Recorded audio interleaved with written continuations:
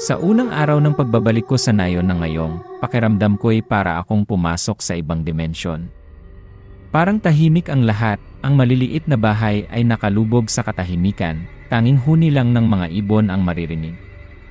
Hindi ko alam kung bakit ako bumalik dito pagkatapos ng 10 taong paglayo, ngunit may isang bagay na humihila sa akin pabalik, isang bagay na hindi ko maalis sa aking isipan.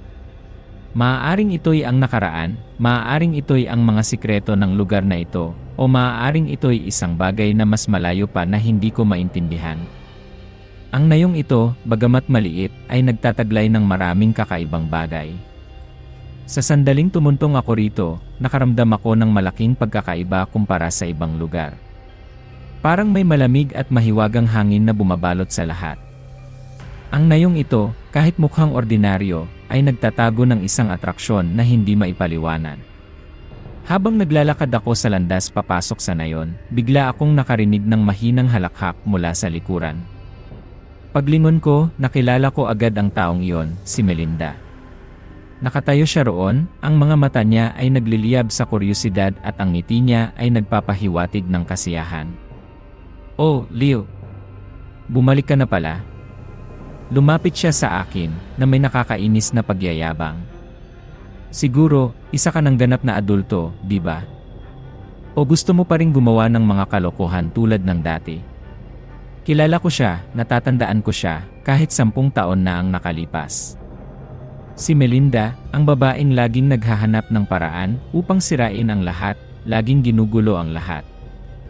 Hindi nakapagtataka na nagpakita siya sa panahong ito na ako ay nakakaramdam ng pagkabahala.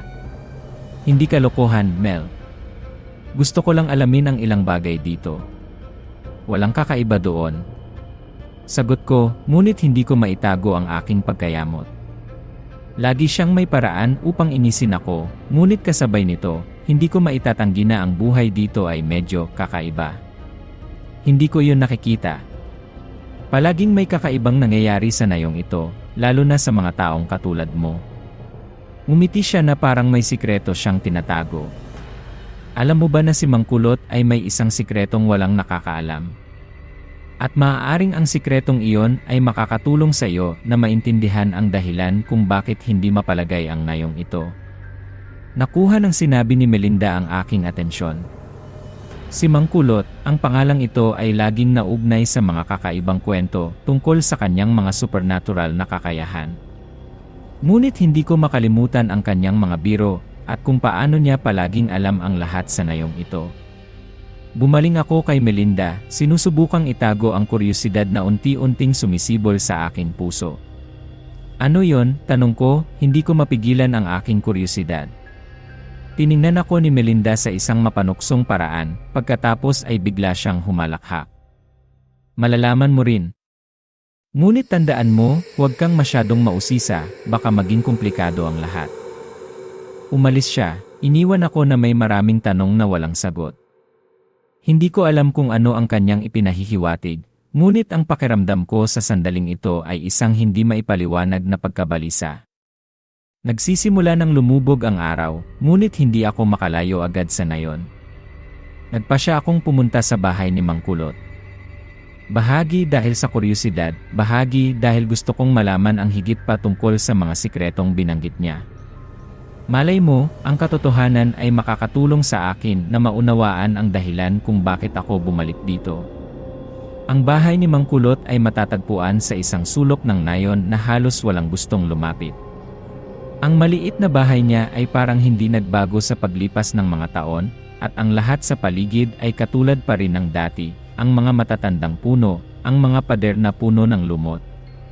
Sa pagpasok ko rito, ang pakiramdam ko ay hindi kapayapaan, kundi isang kakaibang pagkabalisa, na parang naghahanda akong pumasok sa isang lugar na walang balikan. Nang malapit na ako sa pintuan, hindi ko na kailangang kumatok. Binuksan agad ni Mangkulot ang pintuan, ang kanyang mga mata ay nagniningning na nakatingin sa akin nang walang anumang bakas ng pagkagulat. "Pumasok ka, Leo," sabi niya, ang kanyang boses ay malalim at puno ng kapangyarihan, na parang alam na niya na darating ako. Pumasok ako, at ang espasyo sa loob ng kanyang bahay ay talagang nagpakiramdam sa akin ng pagiging kakaiba. Ang mga kandila ay nagniningning ng mahina, ang mga lumang larawan ay nakasabit sa dingding, at isang kakaibang amoy ang kumakalat sa hangin. Nakaupo si Mang Kulot sa isang sulok ng silid. Ang ilaw mula sa kandila ay sumasalamin sa kanyang mukha, na nagpapaningning sa kanyang mga mata at kakaiba. "May tanong ka ba?" tanong ni Mang Kulot habang nag-aalangan pa ako. Tuminala ako, tiningnan siya at mumiti ng pilit. "Narinig kong alam mo ang lahat sa nayong ito, kasama na ang mga sikretong ayaw sabihin ng mga tao. Siguro alam mo rin na bumalik ako dito upang alamin ang mga kakaibang pangyayari, di ba?" Tiningnan lang ako ni Mang Kulot, walang sinabi. Hindi ako sigurado kung sasagot siya o hindi, ngunit nagpa siya akong subukan. "Kaya, maaari mo bang sabihin sa akin ang tungkol sa mga bagay na narinig ko mula kay Melinda? Ang mga kakaibang bagay na nararamdaman ko sa hangin ng nayong ito." Tahimik lang si Mang Kulot ng matagal, pagkatapos ay bigla siyang umisi. "Ilan lang ang tunay na nakakaintindi sa mga bagay na yon. At ikaw, Leo, mukhang hindi ka pa handa. Pakiramdam ko'y sinusubukan ako. Kaya, hindi mo sasabihin sa akin. Hindi sa ayaw kong sabihin, kundi may sapat ka bang lakas ng loob upang harapin ang katotohanan?" Sagot niya, ang kanyang mga mata ay kumikislap ng mahiwaga. Nakaupo ako roon, sa harap ni Mang Kulot, pakiramdam ko'y pumasok ako sa isang ganap na naiibang mundo. Bagamat hindi niya direktang sinagot ang aking mga tanong, ang kanyang mahiwagang tingin at ang kanyang mga salita ay nagdulot sa akin ng higit na pagkalito. Hindi ako basta-basta susuko. May isang bagay na itinatago dito at kailangan kong alamin. Tahimik na nakaupo si Mang Kulot, ang kanyang mga mata ay parang kumikislap sa mga hindi maintindihang pag-isip. Ang silid ay puno pa rin ng amoy ng mga halamang gamot, at ang mga kandila ay nagpapalala sa kapal ng dilim sa paligid. Isang mahinang halakhak mula sa labas ng pintuan ang umalingaw-ngaw, na gumising sa akin mula sa aking pag-isip. "Ano ang iniisip mo?" tanong ni Mang Kulot na bumasag sa katahimikan. "Sa mga taong mausisa tulad mo, alam ko na walang makakapagpabagal sa iyong atensyon ng matagal. Ngunit dapat mong maunawaan na, minsan, ang katotohanan ay maaaring isang bagay na ayaw hawakan ng mga tao." Kumunot ako. "Sinasabi mo ba ang tungkol sa mga nilalang na narinig ko? Aswang, baboy ramo, manananggal. Hindi ko na alam kung ano ang totoo." Tiningnan ako ng maigi ni Mang Kulot, pagkatapos ay huminga ng malalim. "Ang mga nilalang na yon, hindi lang sila mga kwento. Ngunit kung gusto mo talagang alamin ang tungkol sa kanila, tandaan mo ang isang bagay, huwag kang maniwala sa mga nakikita mo, dahil hindi sila laging katulad ng hitsura nila." Nakaramdam ako ng panlalamig. Hindi ko maintindihan ang kanyang sinasabi, ngunit sa kanyang boses ay may isang bagay na nagpatigil sa akin. Ang hangin sa silid na ito ay lalong bumibigat, na parang may isang hindi nakikitang presensya na nagmamasid sa bawat galaw ko. "May alam ka ba tungkol kay Melinda?" tanong ko, hindi ko maiwasang banggitin ang aking dating kaibigan. Bagamat mukha siyang walang muwang, may isang bagay na hindi ko maaaring baliwalain ang kanyang mga sinabi. Bahagyang umisi si Mang Kulot. "Si Melinda ay isang taong tuso. Maaari siyang maging dahilan upang maligaw ka, ngunit maaari din siyang magturo sa iyo ng tamang daan. Huwag kang masyadong maniwala sa kanyang mga sinabi, ngunit huwag mo rin siyang maliitin. Mayroon siyang mga madilim na bahagi na hindi niya rin maipaliwanag." Ang mga salitang ito ay nagpakiramdam sa akin na may isang mahalagang piraso sa larong ito na kulang pa rin. Si Melinda, bagamat mukhang tanga, ay laging naghahanap ng paraan upang ilagay ako sa nakakalitong sitwasyon. May alam siya na hindi ko pa alam, at marahil, siya ang taong makakatulong sa akin na malaman ang katotohanan. Kinabukasan, nagpa siya akong alamin ang higit pa tungkol kay Melinda at sa mga sinabi niya. Ngunit bago ako makalabas, nakilala ko ang isang taong hindi maaaring hindi banggitin, si Bernardo, isa sa mga mamamayan ng nayon na hindi ko pa nakikilala noon. Siya ay isang matangkad na tao, may medyo malupit na hitsura at may matalim na tingin. Iniiwasan siya ng lahat sa nayon, ngunit hindi ko ito maaaring baliwalain. Habang lumalabas ako sa bahay ni Mang Kulot, nakasalubong ko siya. Ang kanyang mga mata ay tumitig sa akin, at nakaramdam ako ng malamig na hangin na dumaloy sa aking likod. "Kamusta, Leo?" Ang kanyang boses ay tuyo, na parang mula sa kanyang tiyan. "Narinig kong inaalam mo ang tungkol sa mga kakaibang pangyayari sa nayong ito. Mag-ingat ka. May maraming bagay sa nayong ito na hindi kayang harapin ng lahat." Nagulat ako. "May alam ka ba tungkol sa mga bagay na ito?" Tinignan ako ni Bernardo ng matagal at saka nagsabi, "May mga bagay na hindi kayang maunawaan ng lahat. Makikita mo rin, lahat ng tao sa nayong ito ay may sikreto. Mas mabuti kung lumayo ka kay Mang Kulot at sa mga kwentong kinukwento niya. Ang ginagawa niya ay hindi pagpapagaling, kundi ang pagpapadala sa mga tao sa kadiliman." Tiningnan ko siya ng may pagdududa. "Ano ang iyong ipinahihiwatig?" "Simple lang, hindi lahat ng bagay ay katulad ng hitsura nito," sabi ni Bernardo, saka tumalikod at umalis, na iniwan ako sa pagkalito. Mula noon, nagsimula akong magbigay ng pansin sa maliliit na detalye sa nayong ito. Ang mga mapanuring mata ng mga mamamayan, ang mga bulungan sa likod ko. Unti-unti kong napagtanto na may mga ibang bagay na nangyayari sa paligid ko. Ang mga mahiwagang nilalang na dati kong iniisip na umiiral lamang sa mga kwento ay biglang naging bahagi ng katotohanan, bahagi ng mundong ito na hindi ko kailanman pinangarap. Kinabukasan, nagising ako na may mabigat na pakiramdam sa aking dibdib.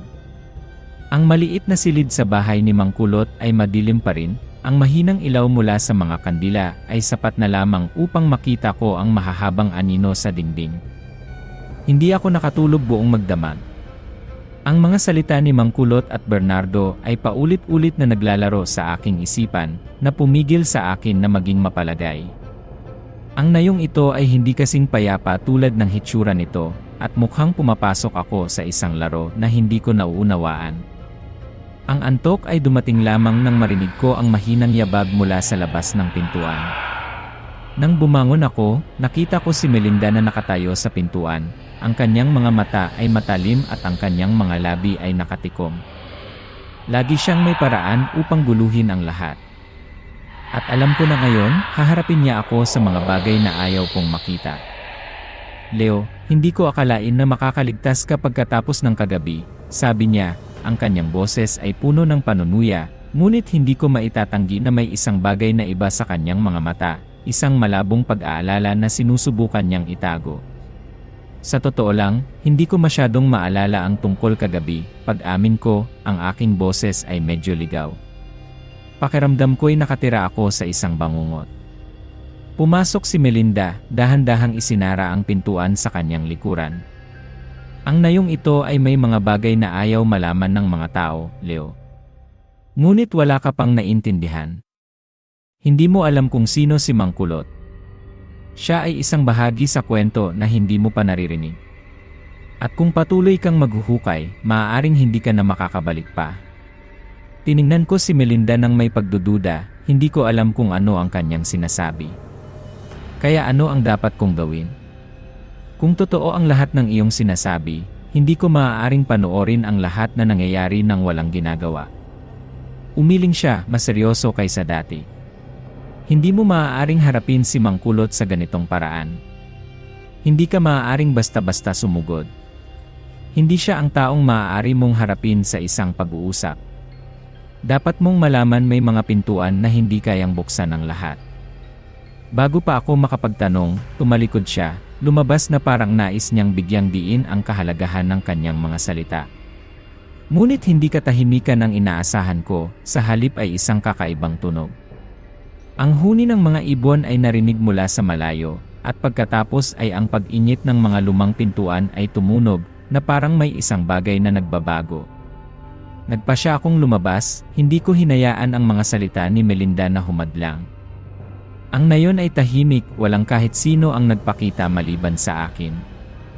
Ngunit habang dumadaan ako sa maliliit na eskinita, may isang taong nakatayo sa labas ng bahay ni Mang Kulot. Si Bernardo yon, ang lalaking nakilala ko kahapon. Tiningnan niya ako ng mariin, isang malamig na ngiti sa kanyang labi. "Hindi mo ba pinakinggan ang aking babala?" tanong niya, ang kanyang boses ay parang nanunuya ngunit puno rin ng panganib. Si Mangkulot ay hindi taong dapat paglaruan, Leo. Wala akong sinabi, tiningnan ko lang siya at lumapit. Aalamin ko. Kahit ano pa ang mangyari, kailangan kong malaman ang katotohanan. Tiningnan ako ni Bernardo ng tahimik ng matagal, na parang may isang bagay siyang pinag-isipan. Sige, kung gusto mong malaman ang katotohanan, magpatuloy ka lang. Ngunit huwag mo akong sisihin kung ang lahat ay lalampas sa iyong kakayahan. Pagkasabi niya niyon, tumalikod siya at umalis. Hindi ko inalis ang aking mga mata sa kanyang likod hanggang sa mawala siya sa maliit na eskinita. Hindi ko alam kung siya ay bahagi ng sikreto na ito o tagalabas lamang. Ngunit alam ko ang isang bagay, hindi na ako makakabalik at kailangan kong harapin ang mga bagay na malalaman ko. Sa pagpasok ko sa bahay ni Mangkulot, napagtanto ko na ang hangin ay nagbago na. Ang silid ay madilim tulad ng dati, ngunit ngayon, pakiramdam ko'y pumasok ako sa isang lugar na puno ng kakaibang kapangyarihan. Nakaupo pa rin siya roon, tahimik, ang kanyang mga mata ay nakatingin sa akin ng masinsinan. Leo, sabi ni Mangkulot, ang kanyang boses ay malalim at puno ng kapangyarihan. Hindi mo ba pinakinggan ang babala? Hindi, sagot ko ng matigas. Kailangan kong malaman ang katotohanan. Ang mga bagay na naririnig ko, kailangan kong alamin. Bahagyang tinaas ni Mangkulot ang kanyang kilay, ang kanyang mga mata ay tila tumatagos sa akin. Ang katotohanan ay may presyo. Sa tingin mo, kaya mo bang harapin ang lahat? Hindi ko alam kung paano sasagot, nakaramdam lang ako ng malamig na hangin na bumabalot sa aking paligid. Ngunit hindi ako maaaring umatras. Napakalayo na ng narating ko para bumalik. Tumayo siya, lumapit sa maliit na mesa na puno ng mga gamit pang-alay at mga anting-anting. Gusto mong malaman, Leo? Sige, ngunit pagkatapos mong malaman, makakaya mo pa bang mabuhay? Bigla, ang espasyo ay nilamon ng malamig na hangin. Tumingin muli. Sa akin si Mangkulot, ang kanyang mga mata ay nagniningning na parang sinasabi niya ang isang bagay na hindi ko pa nauunawaan. May isang bagay akong gustong malaman mo, Leo. Ang iyong hinahanap ay maaaring maging dahilan upang mawala ang lahat sa iyo. Hindi ako makapagsalita, ngunit sa aking puso, ang pakiramdam na hindi na ako makakabalik ay lalong lumakas. Hindi ako maaaring tumigil. Lahat ay tila handa ng lumantad, at ako ang magbubukas ng pintuan na yon. Hindi ko alam kung kailan ako nagsimula ng isang mapanganib na paglalakbay. Ngunit ngayon, ang pakiramdam na iyon ay bumabalot sa akin, tulad ng isang gumagalang anino na hindi maaaring pigilan. Ang nayong ito, na may mga tahimik na daan, ang mga mata na umiiwas at ang mga kakaibang chismis, ay tila naging isang labirint na walang labasan. At ako mismo, ang naghahanap ng daan palabas. Ang silid sa bahay ni Mangkulot ay nananatili ang masikip na hangin. Ang mga lumang dingding ay tila bumubulong ng mga sikretong matagal nang inilibing. Ang kandila ay nagniningning sa dilim na nagpapasikat sa mga kakaibang anino sa dingding. Nakatayo si Mangkulot sa isang sulok ng silid, ang kanyang mga mata ay nagliliyab na para bang alam niya ang lahat ng aking iniisip, ang aking nararamdaman. Nakapagdesisyon ka na, di ba? Tanong ni Mangkulot, ang kanyang boses ay malalim, puno ng kapangyarihan, na para bang matagal na niyang hinihintay ang tanong na ito. Huminga ako ng malalim, hindi ko hahayaan na pigilan ako ng takot. Kailangan kong malaman ang katotohanan. Hindi ako maaaring bumalik ngayon. Ngumiti si Mangkulot, ngunit ang ngiting iyon ay puno ng pahiwatig. Gusto mong buksan ang pintuan na iyon? Ang pintuan na magdadala sa iyo sa isang lugar na hindi kayang makatakas ng lahat. May mga sikretong hindi kayang maunawaan ng mga tao, at sa sandaling dumaan ka sa pintuan na iyon, hindi ka na magiging ikaw. Tumigil siya ng kaunti, na para bang upang payagan ang kanyang mga salita na tumimo sa aking isipan. Ngunit kung determinado ka, tutulungan kita. Bigla, nakaramdam ako ng malamig na pakiramdam na sumakop sa aking katawan. Ang pakiramdam na may isang bagay na malapit ng magbago, ngunit kakayanin ko ba ito? Hindi ko alam. Alam ko lang na hindi ako maaaring tumigil. Nagpasya akong sumunod kay Mang Kulot palabas, sa isang lupain na medyo malayo sa nayon. Sa unang tingin, ito ay isang inabandunang lupain, walang kapansin-pansin. Ngunit habang dumadaan kami sa isang hilera ng mga lumang puno, isang kakaibang pintuan ang lumitaw sa gitna ng pader ng bato, kung saan dati ay hindi ko napansin. Ito ang pintuan na gusto kong daanan mo, sabi ni Mang Kulot, ang kanyang mga mata ay tumitig pa rin sa akin. Ang pintuan na ito ay hindi lamang nagdadala sa ibang espasyo, kundi pati na rin sa mga alaala na inilibing. Makikita mo ang mga bagay na sinusubukan itago ng mga tao. Lumulok ako, ngunit hindi ako maaaring bumalik. Tiningnan ko ang pintuan na yon at pagkatapos, nang walang babala, dumaan ako. Ang espasyo sa kabilang panig ng pintuan ay ganap na naiba. Isang malamig na hangin ang humihip na nagpakinig sa akin. Ang mga puno sa paligid ay parang gumagalaw sa dilim, at ang espasyo ay tila nababalot ng makapal na ulap. Nararamdaman ko na may isang presensya na nagmamasid sa akin, ngunit hindi ko makita ng malinaw. Nasaan ka? Isang boses ang umalingaw-ngaw, hindi mula kay Mang Kulot, kundi mula sa ibang tao. Lumingon ako, at sa aking harapan ay isang malabong anino. Pumasok ka na sa mundong ito, at hindi ka makakaalis kung hindi mo mauunawaan ang mga sikreto ng lugar na ito. Lumabas ang taong iyon mula sa dilim, at nakilala ko agad, si Melinda. Melinda, nagulat ako, hindi ko maintindihan kung bakit siya narito. Ano-ano ang ginagawa mo dito? Hindi sumagot agad si Melinda, ngumiti lamang siya ng mahiwaga. Ayaw kong malaman mo ang lahat, ngunit kung hindi ka susunod sa akin, ang lahat ay magiging mas mapanganib. Lahat tayo ay may mga piraso na hindi pa kayang lutasin ng sinuman. Ano ang gusto mong gawin ko? Tanong ko, pakiramdam ko'y isang malabo lang ang lahat. Nagiging masyadong mahirap na ang lahat. Tiningnan ako ni Melinda ng seryoso. Hindi mo kayang gawin ito ng mag-isa. Kailangan mong malaman ang katotohanan tungkol kay Mang Kulot at kung ano ang kanyang itinatago. Ngunit una sa lahat, kailangan mong matutong tumingin sa mga bagay na walang gustong harapin. Bigla, isang malakas na ingay ang umalingaw-ngaw mula sa likuran, na parang isang pintuan na malapit ng gumuho. Lumingon ako at napagtanto na ang pintuan na nadaanan ko ay unti-unting nagsasara. Huwag kang mag-alala, Leo. Nagsisimula pa lang ang lahat, sabi ni Melinda. Ang kanyang boses ay malamig pa rin, ngunit nararamdaman ko ang pag-aalala sa kanyang mga mata. Kailangan nating hanapin ang mga sagot, ngunit hindi lahat ay makakaligtas. Habang lumalabas ako mula sa kakaibang pintuan, tila nagbago kaagad ang lahat. Ang pakiramdam ng espasyo at oras ay naging malabo, na para bang nilamon ako ng ibang mundo. Ang malamig na hangin ay humihip, na nagdala ng makapal na ulap, na pumipigil sa akin na makita ang aking paligid. Ang aking mga paa ay parang walang pakiramdam, at kahit ang paghinga ay naging mabigat. Nakatayo si Melinda sa aking harapan, ang kanyang mga mata ay nagniningning, ngunit nakaramdam ako ng isang bagay na kakaiba, na para bang may itinatago siyang isang bagay na mas malalim. Hindi na siya ang babaeng nagbibiro, na laging nagpapatawa at nanunukso sa akin. Ngayon, nakikita ko ang pag-aalala na nakatago sa kanyang mga mata.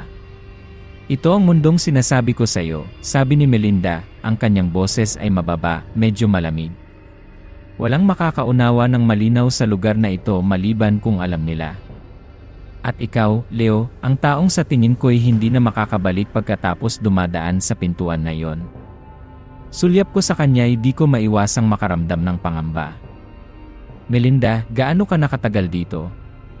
Ano nang alam mo tungkol sa lugar na to? At bakit kailangan kitang sundan? Tiningnan ako ni Melinda, tila nag-iisip ng malalim. Dahil ikaw lang ang taong mapagkakatiwalaan ko kahit na ayaw ko. Sinubukan ni Mang Kulot na gawin sa iyo ang isang bagay, pero di ko siya hahayaang magpatuloy. Hindi siya ang taong iniisip mo. Parang nagising ang diwa ko sa sinabi niya. Hindi ba? Dinala ako ni Mang Kulot dito para malaman ang katotohanan, at ngayon di na ako pwedeng umatras. Sabi mo hindi siya ang taong iniisip ko, sino ba talaga siya? Napabuntong hininga si Melinda, tila ayaw niyang sabihin ang katotohanan pero di na niya maitago pa. Si Mang Kulot ang nakakaalam ng lubos tungkol sa mga nilalang na kinatatakutan ng mga tao sa baryo. Hindi lang siya albularyo, kundi tagapag-ingat ng mga sikretong di dapat malaman ng kahit sino. Alam niya ang tungkol sa pintuan na to, at ayaw niyang may dumaan dito maliban kung may sarili siyang dahilan. Ano ng pintuan na to? Bakit kailangan kong alamin? Tanong ko, pakiramdam ko'y nagdidilim at naguguluhan na ako. Ipinikit ni Melinda ang kanyang mga mata, tila nakikipaglaban sa sarili. Ang pintuan na to ay hindi isang ordinaryong lugar. Hindi lang ito nagbubukas sa ibang dimensyon, kundi lugar din kung saan naroroon ang mga kaluluwang lumisan, mga nilalang na hindi maipaliwanag, at mga alaala na matagal nang nailibing. Mauunawaan lang natin ito kapag pumasok tayo. Pero kung di natin ito malulutas, magiging magulo ang lahat. Wala na akong tanong. Ang mga sinasabi ni Melinda ay mas lalo lang akong ginugulo. Nararamdaman ko na ang katotohanan ay unti-unting lumalantad, pero kasabay nito, hindi ako sigurado kung kaya kong harapin ang mga susunod na mangyayari. Nagpatuloy kami sa paglalakad sa makipot na daan, napapaligiran ng matatayob na puno. Ang espasyo sa paligid ay tila nababalot ng makapal na ulap, at ang mga tunog sa paligid ay nagiging kakaiba. Sa ilalim ng mga sanga, nakakita ako ng isang bagay na kumikislap, tulad ng isang senyales.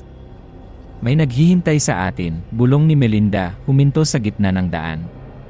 Kailangan mong paghandaan ang sarili mo. Hindi ito lugar para lang tuklasin, kundi lugar kung saan haharapin natin ang mga nakaraan. Ang mga alaala, ang mga bangungot, lahat ay magpapakita mismo sa harapan mo. Sinundan ko ang tingin niya at nakita ko ang isang malabong imahe, tulad ng isang anino. Isang mataas na figura ang lumabas mula sa ulap. Hindi ko ito makita ng malinaw, pero naramdaman ko ang presensya nito. Isang malamig at kakaibang pakiramdam ang dumaloy sa akin. Kapag lumapit tayo, mauunawaan mo, sabi ni Melinda, mahinahon ang boses pero puno rin ng seryosong babala. Habang lumalapit ako, unti-unting luminaw ang malabong imahe.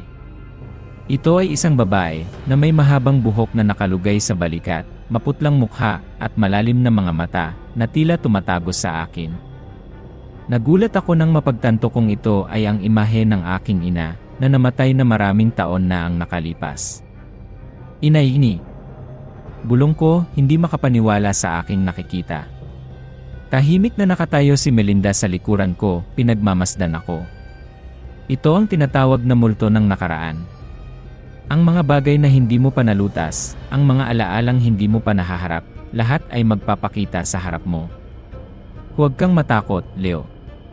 Ito ay isang ilusyon lamang, pero kung hindi mo ito malalampasan, hahawakan ka nito. Hindi ko maalis ang tingin ko sa imahe ng aking ina. Sa bawat hakbang na papalapit ako, siya naman ay umaatras, na tila gusto akong dalhin sa isang lugar. Isang lugar na hindi ko kayang tanggihan. Nagdilim ang lahat, na tila wala ng oras sa mundong ito.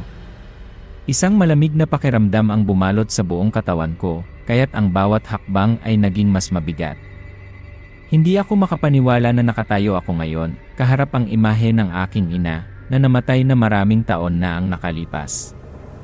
Nakatayo siya roon, tinitignan ako ng kanyang malalim na mga mata na hindi ko kailanman makakalimutan.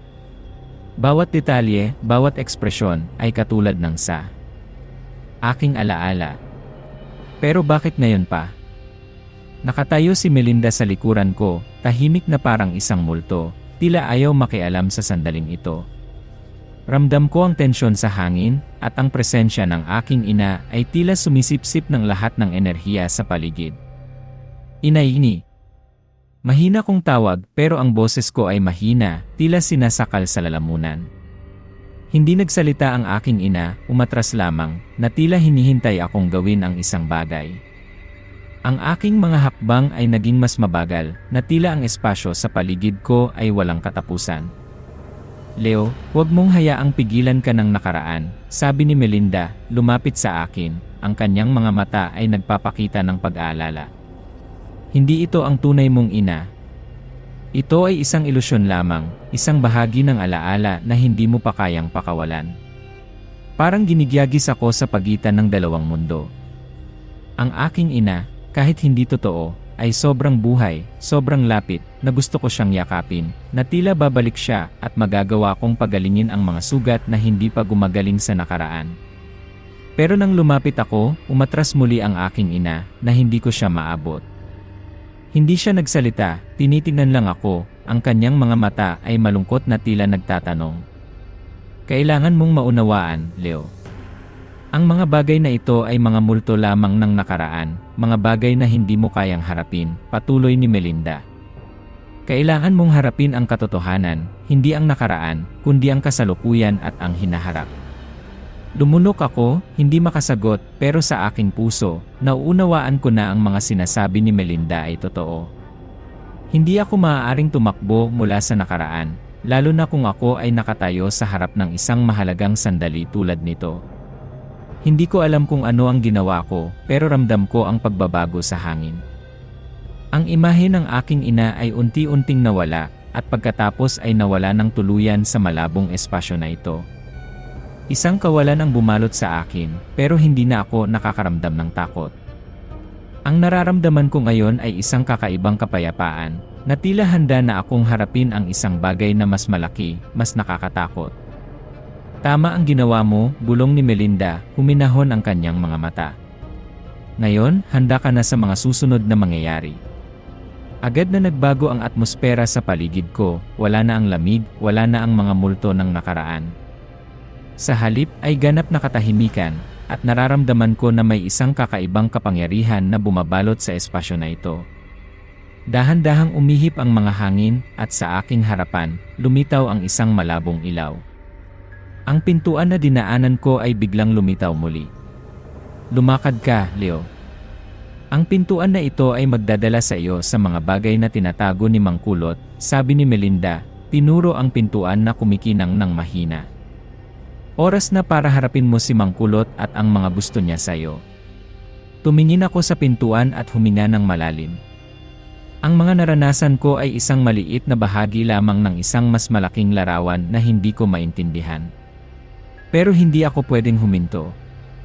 Dinaanan ko na ang pintuan na ito at ngayon magpapatuloy ako kahit ano pa ang kapalit.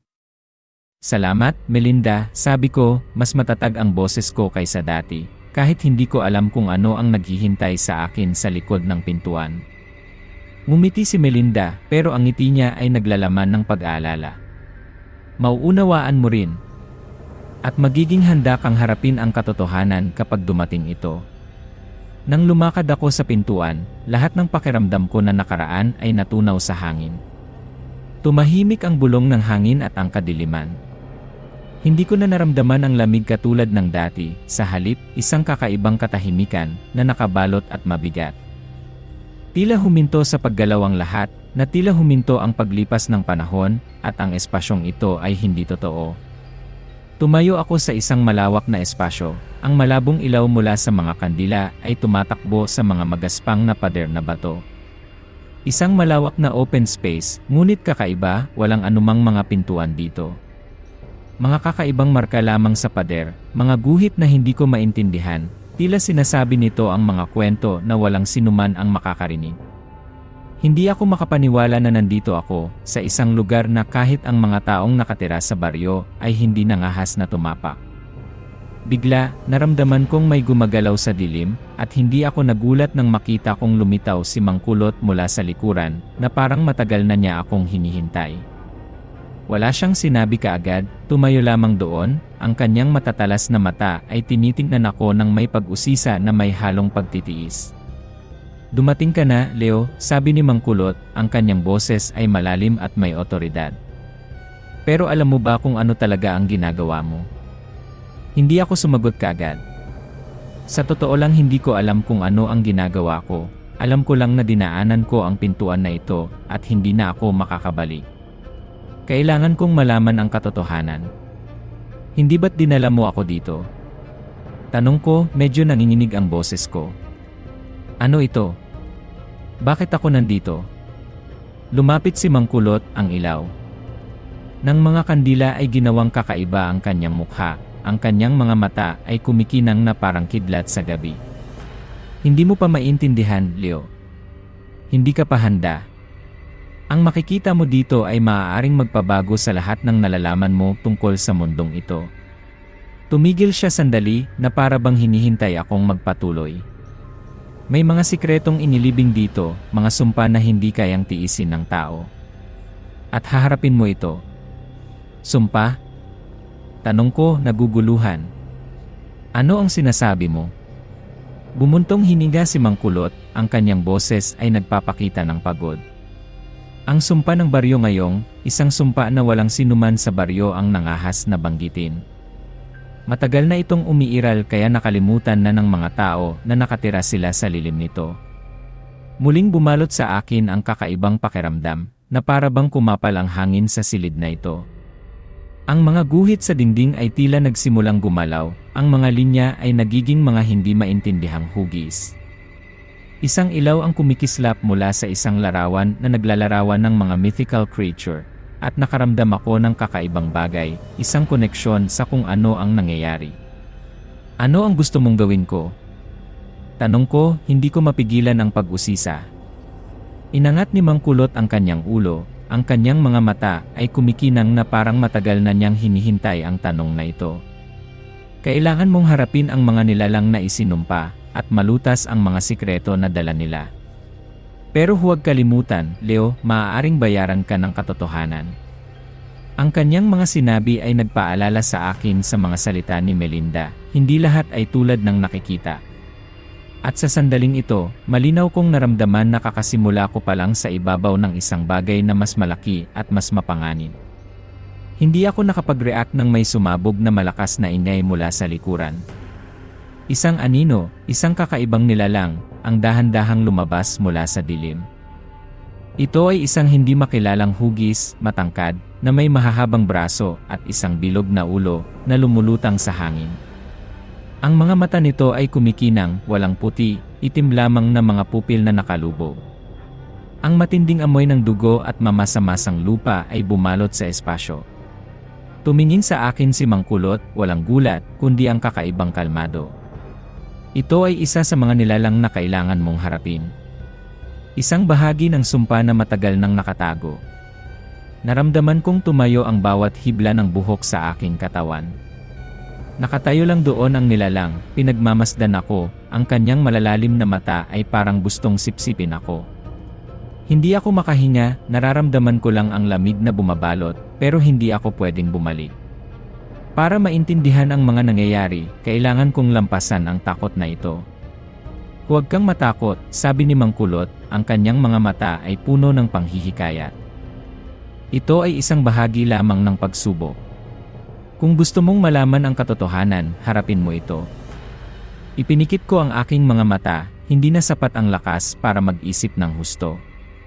Pero isang bagay ang alam ko sigurado, dinaanan ko na ang pintuan na ito, at hindi na ako makakabalik. Ang mga sikretong kailangan kong harapin ay babaguhin ang lahat ng iniisip ko tungkol sa mundong ito. Nang imulat ko ang aking mga mata, nakatayo pa rin doon ang nilalang, pero ngayon, hindi na ako nakakaramdam ng takot. Sa halip, nakaramdam ako ng matinding pakiramdam, isang determinasyon na nagsimula ng sindihan noong pumasok ako sa pintuan na ito. Tara na, bulong ko, mas matatag ang boses ko kaysa dati. Hindi na ako babalik pa. Bumalot pa rin ang kakaibang pakiramdam nang tumayo ako sa harap ng kakaibang nilalang na ipinakilala sa akin ni Mang Kulot. Lalo pang kumakapal ang dilim sa paligid, at tahimik lamang na nakatayo ang nilalang na iyon, ang mga mata lamang nito na parang apoy ang tanging liwanag sa espasyong ito. Kaya ko pang maramdaman ang isang invisible na kapangyarihan na hinihila ako, kaya kinailangan kong yumuko. Gayunpaman, ang pakiramdam ng takot na iyon ay unti-unting napalitan ng isang kakaibang katatagan. Hindi ko maaaring hayaan ang aking sarili na sumuko sa ngayon. Nakatayo sa isang tabi si Mang Kulot, hindi pa rin inaalis ang kanyang mga mata sa akin. Hindi ko alam kung ano ang iniisip niya, pero alam ko na wala siyang balak na tulungan akong malagpasan ang nilalang na ito. Gayunpaman, hindi ako maaaring umasa sa kahit sino maliban sa aking sarili. Kung gusto kong malaman ang katotohanan, kailangan kong harapin ang lahat. Gusto mong malaman pero natatakot kang harapin, sabi ni Mang Kulot, malalim ang boses. Ang katotohanan ay hindi isang bagay na kayang tiisin ng lahat. Lumingon ako sa kanya, ang pakiramdam ng inis ay bumalot sa akin. Hindi ako natatakot. Kung hindi ko ito haharapin, hindi ko malalaman kung nasaan ako sa kwentong ito. Isang sinag ng liwanag ang biglang kumislap sa mga mata ni Mang Kulot. Kung ganon, lumakad ka, Leo. Huwag mong hayaan na takutin ka ng mga halimaw na ito. Mga multo lamang sila ng mga nakatagong alaala, hindi kumpletong mga peraso. Pero kung hindi ka nangahas na sumulong, mananatili kang nakakulong sa dilim na ito. Ang mga sinabi niya ay parang isang malakas na paghimok na humantong sa akin upang huwag mag-atubili pa. Alam ko, ito ang sandali ng pagdedesisyon kung saan dapat kong malampasan ang lahat ng aking mga takot upang sumulong. Hindi gumalaw ang nilalang habang papalapit ako. Kumikinang pa rin ang mga mata nito, pero nararamdaman ko na may hindi nakikitang puwersa na hinihila ako papalapit dito, na para bang pumapasok ako sa isang vortex na hindi ko malalabasan. Sa mas malapit, napagtanto ko na ang katawan nito ay hindi matatag na laman tulad ng iniisip ko, kundi isang makapal na ulap ng ambon. Ang mahahabang, hindi nakikitang mga braso, ay lumabas mula sa malabong katawan na yon, pero nawala kaagad nang iunat ko ang aking kamay. Isang mahinang tunog ang narinig sa aking isipan, hindi sa pamamagitan ng mga salita, kundi sa pamamagitan ng isang kakaibang pakiramdam, na para bang nakikipag-usap sa akin ang nilalang na ito sa pamamagitan ng emosyon. Hindi ako nakapag-react nang magbago ang larawan sa harap ko. Ang mga guhit sa dingding ay unti-unting lumitaw, nagsimulang bumuo ng isang kwento, isang mahabang kwento tungkol sa isang sumpa na inilibing sa loob ng maraming siglo. Ang mga kakaibang larawan tungkol sa baryo ngayong ay nagsimulang lumitaw, ang mga tao sa baryo, ang mga taong nawawala, ang mga mythical creature na lumalabas sa gabi, at lalo na si Mang Kulot, na may hawak ng susi sa lahat ng mga sikretong ito. Naunawaan ko na hindi ito isang simpleng pisikal na hamon. Ito ay isang psychological na labanan, isang paghaharap sa pagitan ko at sa mismong mga nakabaong alaala na hindi pa ako handang harapin. Ang mga larawang ito, ang mga sikretong ito, maaari nilang sirain ang lahat ng iniisip kong totoo tungkol sa akin at sa mundong ito. Ang mga guhit sa pader ay kumikinang sa isang kakaibang paraan, at biglang, nakakita ako ng isang mas malinaw na tagpo. Si Melinda yon, pero hindi si Melinda na nakilala ko. Nakatayo siya sa isang malayong lugar, sa isang abandonadong bahay, ang kanyang mga mata ay malungkot at puno ng panghihinayang. Ang tagpong ito ay parang isang hindi maiiwasang alaala. May nangyayari at hindi ko ito makontrol. Liuy! Isang boses ang umalingaw-ngaw at nakilala ko na ito ang boses ni Melinda. Lahat ng ginagawa mo, babayaran mo. Hindi mo maaaring daanan ang lahat ng bagay nang hindi mo hinaharap ang katotohanan.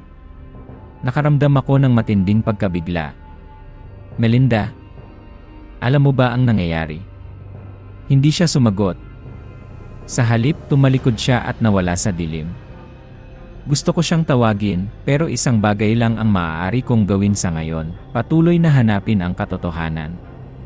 Nang bumalik ako upang tingnan ang nilalang, nawala na ito, at naiwan lamang ang isang manipis na ulap ng usok na nakalutang sa hangin. Ang pakiramdam ng takot na naramdaman ko kanina ay unti-unting napalitan ng pag-usisa at determinasyon. Hindi ako maaaring huminto.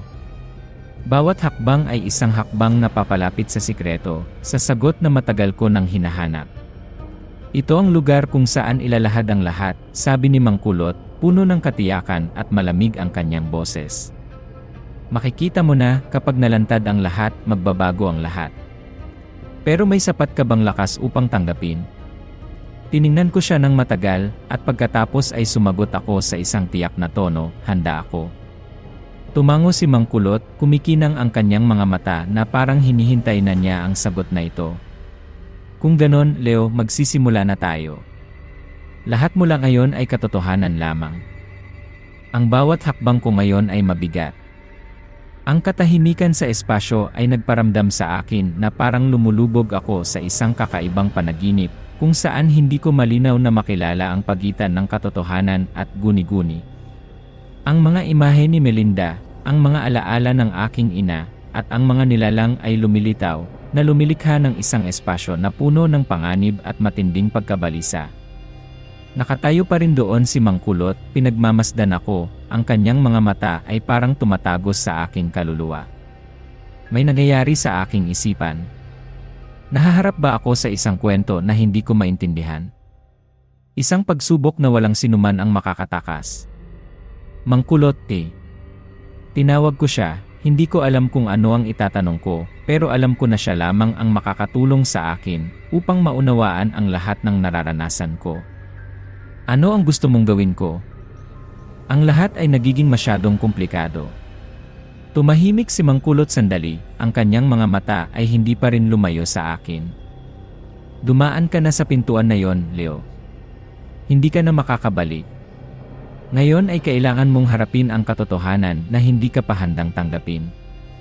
Lumapit siya sa akin, at pagkatapos ay iniunat ang kanyang kamay na para bang gusto niya akong hawakan, pero malayo lang siya ng kaunti sa akin. Nakilala mo si Melinda, tama ba? Siya ang nag-iisang nakakaalam ng kung ano ang nangyayari. Pero hindi ka niya matutulungan. Ikaw lang ang makakaharap nito. Ano ang alam ni Melinda? Hindi ko mapigilan ang aking sarili, kailangan kong malaman ang higit pa. Bakit siya konektado sa lahat ng ito? Huminto si Mang Kulot at pagkatapos ay tiningnan ako na may puno ng misteryo. Hindi si Melinda ang taong iniisip mo. Matagal na niyang alam ang lahat, pero hindi niya maaaring ibunyag sa iyo ang alam niya. Siya ang nag-iisang makakatulong sa iyo kung gusto mong sumulong. Ang kanyang mga salita ay parang isang malamig na tubig na ibinuhos sa akin. Si Melinda, hindi ba siya ang kaibigan na iniisip ko? Bakit may pagtatago doon? Pakiramdam ko ay may nawawalang piraso na hindi ko pa makita, at kung hindi ko agad madiskubre, malalampasan ko ang lahat. Habang naguguluhan pa ako, isang kakaibang tunog ang narinig mula sa dulo ng silid. Isang malabong figura ang lumitaw, hindi sino pa man kundi si Melinda, pero hindi siya katulad ng dati. Punit-punit ang kanyang damit, ang kanyang mahabang buhok ay nakalugay sa hangin, at ang kanyang mga mata ay nagpakita ng pag-aalala at takot. Melinda. Lumakad ako patungo sa kanya, pero umatras siya, nanginginig ang kanyang mga kamay na para bang ayaw niyang makipag-ugnayan sa akin. Leo, hindi ka dapat pumunta dito, mahina at malalim ang kanyang boses. Hindi mo mauunawaan. Sinubukan kitang pigilan pero hindi ka pa rin tumigil. Ano ang sinasabi mo? Tanong ko, ang pakiramdam ng tensyon ay tumataas. Alam mo kung ano ang ginagawa ko dito. Alam mo na gusto kong hanapin ang katotohanan. Lumingon si Melinda, tinitignan ako ng diretsyo sa mga mata. Pero hindi mo maaaring malaman ang lahat, Leo. Lahat ng sinabi ko ay totoo, pero may mga bagay na hindi ka pa handang harapin. Ang mga bagay na hindi ako handang harapin. Inulit ko ang kanyang mga salita, nararamdaman ko na nakatayo ako sa isang malaking sangangdaan na hindi ko alam kung saan pupunta. Ano ang gusto mong harapin ko? Ang sumpa na ito. Hindi agad sumagot si Melinda sa akin. Nakatayo lang siya ng tahimik na para bang nakikipaglaban sa kanyang sarili. Sa huli, bumuntong hininga siya at bumaling sa akin, puno ng pag-aalala ang kanyang mga mata. May isang bagay sa bayang ito na hindi mo pa alam, sabi niya, mahina ang kanyang boses. Ang sumpa na sinambit ni Mang Kulot ay hindi lang simpleng alamat. Ito ay isang realidad. At ikaw, haharapin mo ito kung gusto mong palayain ang lahat ng mga nakulong sa dilim na ito. Pero ano ang magagawa ko? Pilit kong tanong, sumisikdo sa aking dibdib ang labis na pagkalito.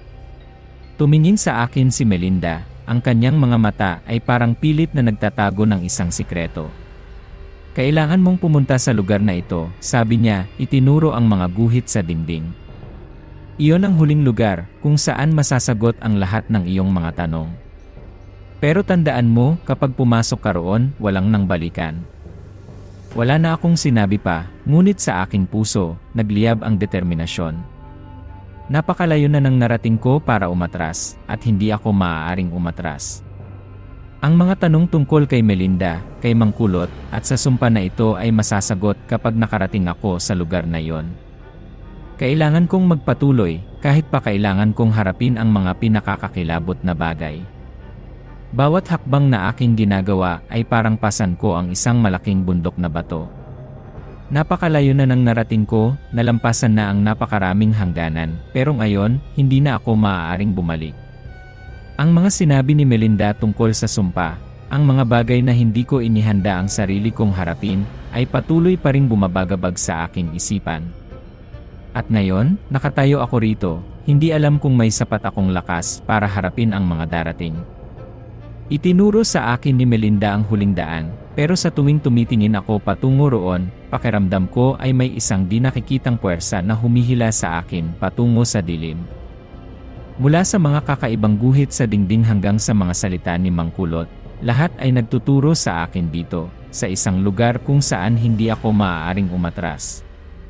Ngayon alam ko na, hindi ganoon kasimple ang lahat ng bagay gaya ng iniisip ko. Ang sumpa na binanggit ni Mang Kulot ay hindi lang kwento sa bayan, kundi isang tunay na sumpa na nagdulot ng pagkakatrap ng napakaraming buhay sa isang walang takas na pag-ikot. Huwag kang tumayo riyan magpakailanman, sabi ni Melinda, mahinahon ang kanyang boses, pero mayroon itong pagiging desidido. Kailangan mong pumasok sa lugar na ito, Leo. Ito na ang oras na maliliwanagan ang lahat. Itinuro niya ang madilim na pinto, na sa ngayon ay hindi ko na makita ang anumang detalye sa loob. Tanging isang kakaibang pakiramdam lang ang lumalakas sa akin, na parang isang di nakikitang puwersa ang naghihintay sa akin sa kabilang panig ng pinto. Pero hindi ako maaaring huminto. Ito ang tanging bagay na maaari kong gawin, harapin ang lahat. Salamat, Melinda, sabi ko, mas tiyak ang aking boses kaysa kanina. Marami ka nang naitulong sa akin. Ngayon, magpapatuloy ako. Hindi sumagot si Melinda. Tinitigan lang ako ng may pagmamahal, saka tumalikod, naglaho sa dilim na parang isang multo. Hindi ko siya lubusang maintindihan, pero alam ko ang isang bagay, mayroon siyang sariling mga dahilan. At ngayon, nag-iisa na lang ako, kaharap ang madilim na pinto. Nang pumasok ako sa loob, agad kong naramdaman ang malaking pagkakaiba. Ang espasyong ito ay hindi katulad ng anumang lugar na napuntahan ko na dati. Ang mga pader na bato sa paligid ay puno ng lumot, ang mga kandila ay nagliliyab na patay, tanging kaunting mahinang liwanag na lang ang natitira mula sa mga malabong pinagmumulan ng liwanag. Ang buong malawak na espasyong ito ay tila walang katapusan, walang labasan, tanging isang daan lang na patungo sa kaibuturan. At hindi na ako maaaring bumalik. Sa bawat hakbang na aking ginagawa, ang mga kakaibang ingay ay lalong lumalakas. Ang mga kakatwang tunog, na parang mayroong sumusubaybay sa akin, mga yabag na mahina pero puno ng pananakot. Pakiramdam ko ay may isang di nakikitang kapangyarihan na bumabalot sa akin, kaya hindi ako makahinga. Pero hindi ako maaaring huminto. Bigla, isang lumang tarangkahang bakal ang lumitaw sa aking harapan, katulad ng mga tarangkahan sa mga kwento ng kababalaghan na naririnig ko noong bata pa ako.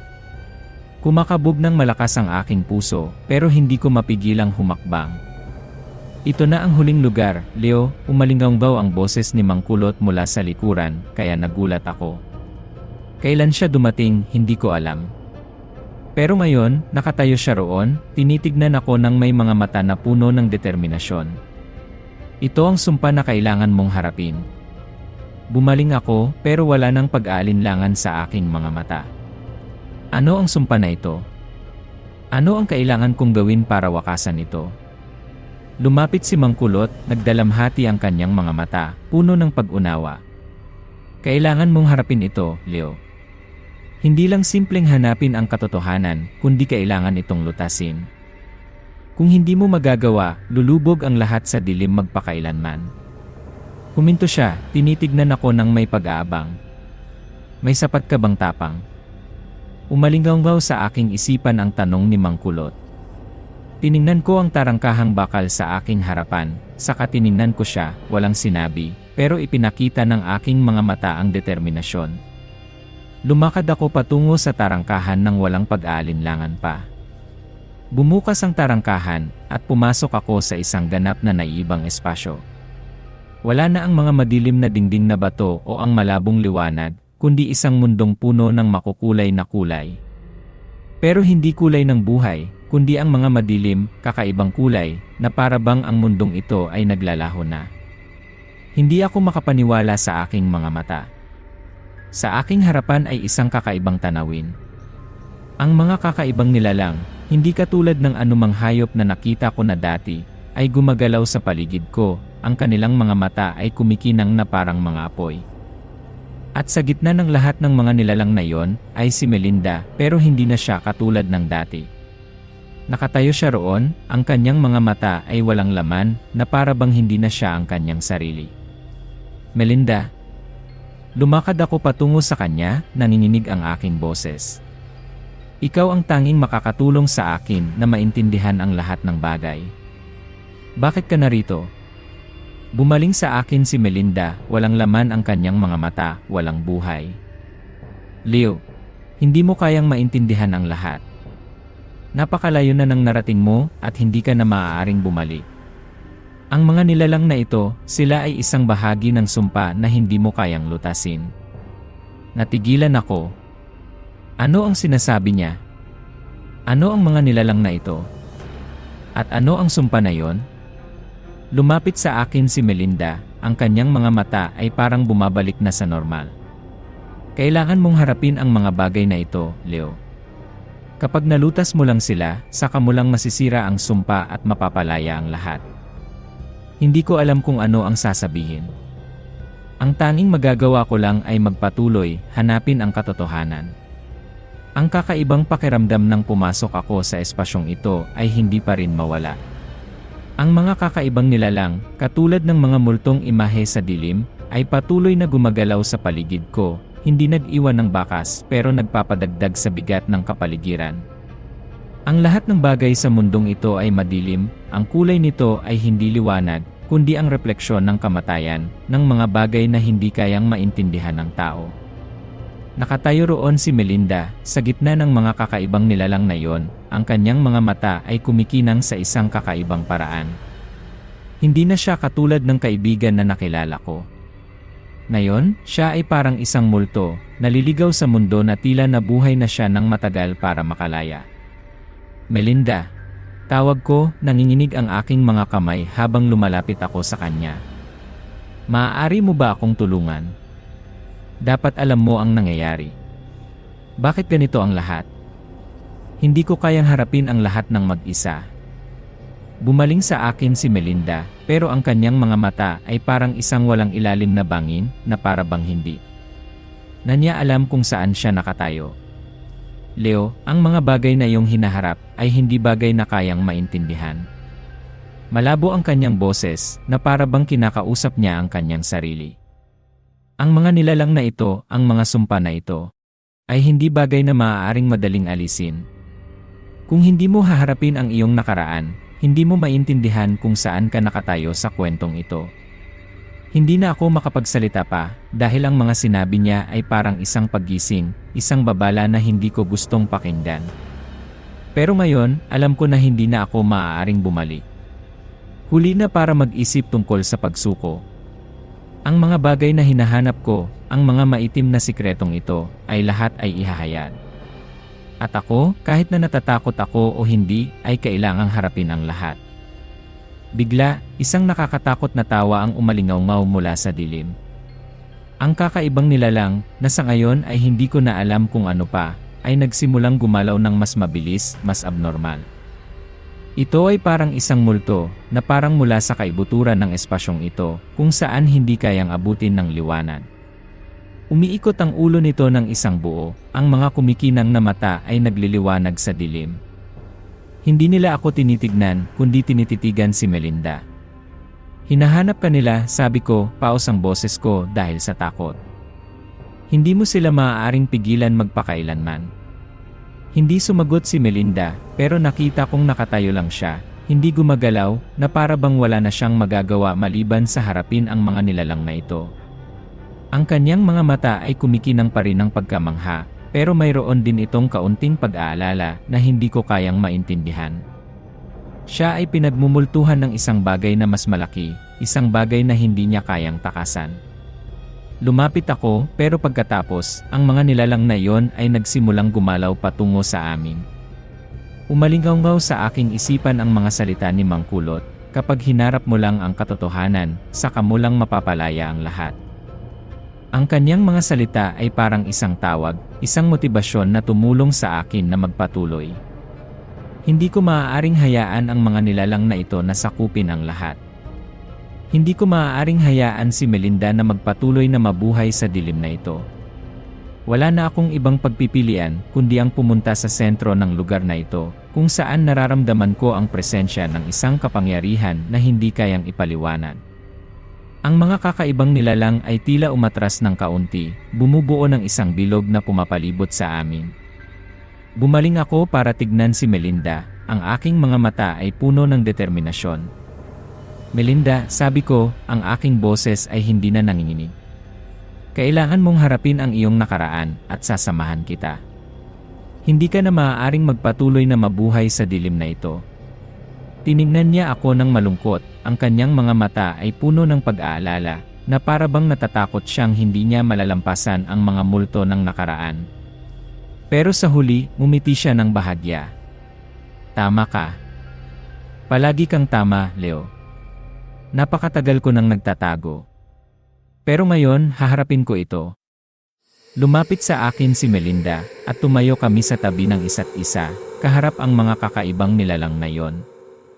Bagamat hindi ko lubusang maintindihan ang nangyayari, alam ko na ito ang desisyon na sandali. Hindi ako maaaring tumakas, at hindi ko maaaring hayaan si Melinda na gawin yon. Sa sandaling pumasok kami sa sentro, isang boses ang umalingaw sa espasyo. Ang mga salita ng boses na ito ay parang nanggaling sa isang ibang dimensyon, tuyot, pero puno ng kapangyarihan. Dumating na ang oras, Leo. Dumating na ang oras na kailangan mong harapin ang lahat. Ito ang huling katotohanan na kailangan mong malaman. Isang malaking pinto ang lumitaw sa aming harapan, kung saan ang kakaibang liwanag ay nagliliwanag mula sa loob. Pero bago ako makapasok, narinig ko ulit ang boses na yon. Pero tandaan mo, hindi lahat ay kayang makaligtas pagkatapos tumawid sa pintong ito. Kung magpasya kang pumasok, wala nang maaaring bumalik. Mawawala sa iyo ang mga pinakamahalagang bagay sa iyo. Bumaling ako para tignan si Melinda. Kaya natin ito, hindi ba? Ngumiti siya ulit, pero sa pagkakataong ito, ang ngiting iyon ay hindi na natatakot. Napakalayo na ng narating natin, Leo. Hindi na maaaring bumalik. At naniniwala ako na malalampasan natin ito. Umaasa ako na makakatulong ito. Ipaalam sa akin kung mayroon kang anumang iba pang mga kahilingan. Huminga ako ng malalim at saka lumingon kay Melinda.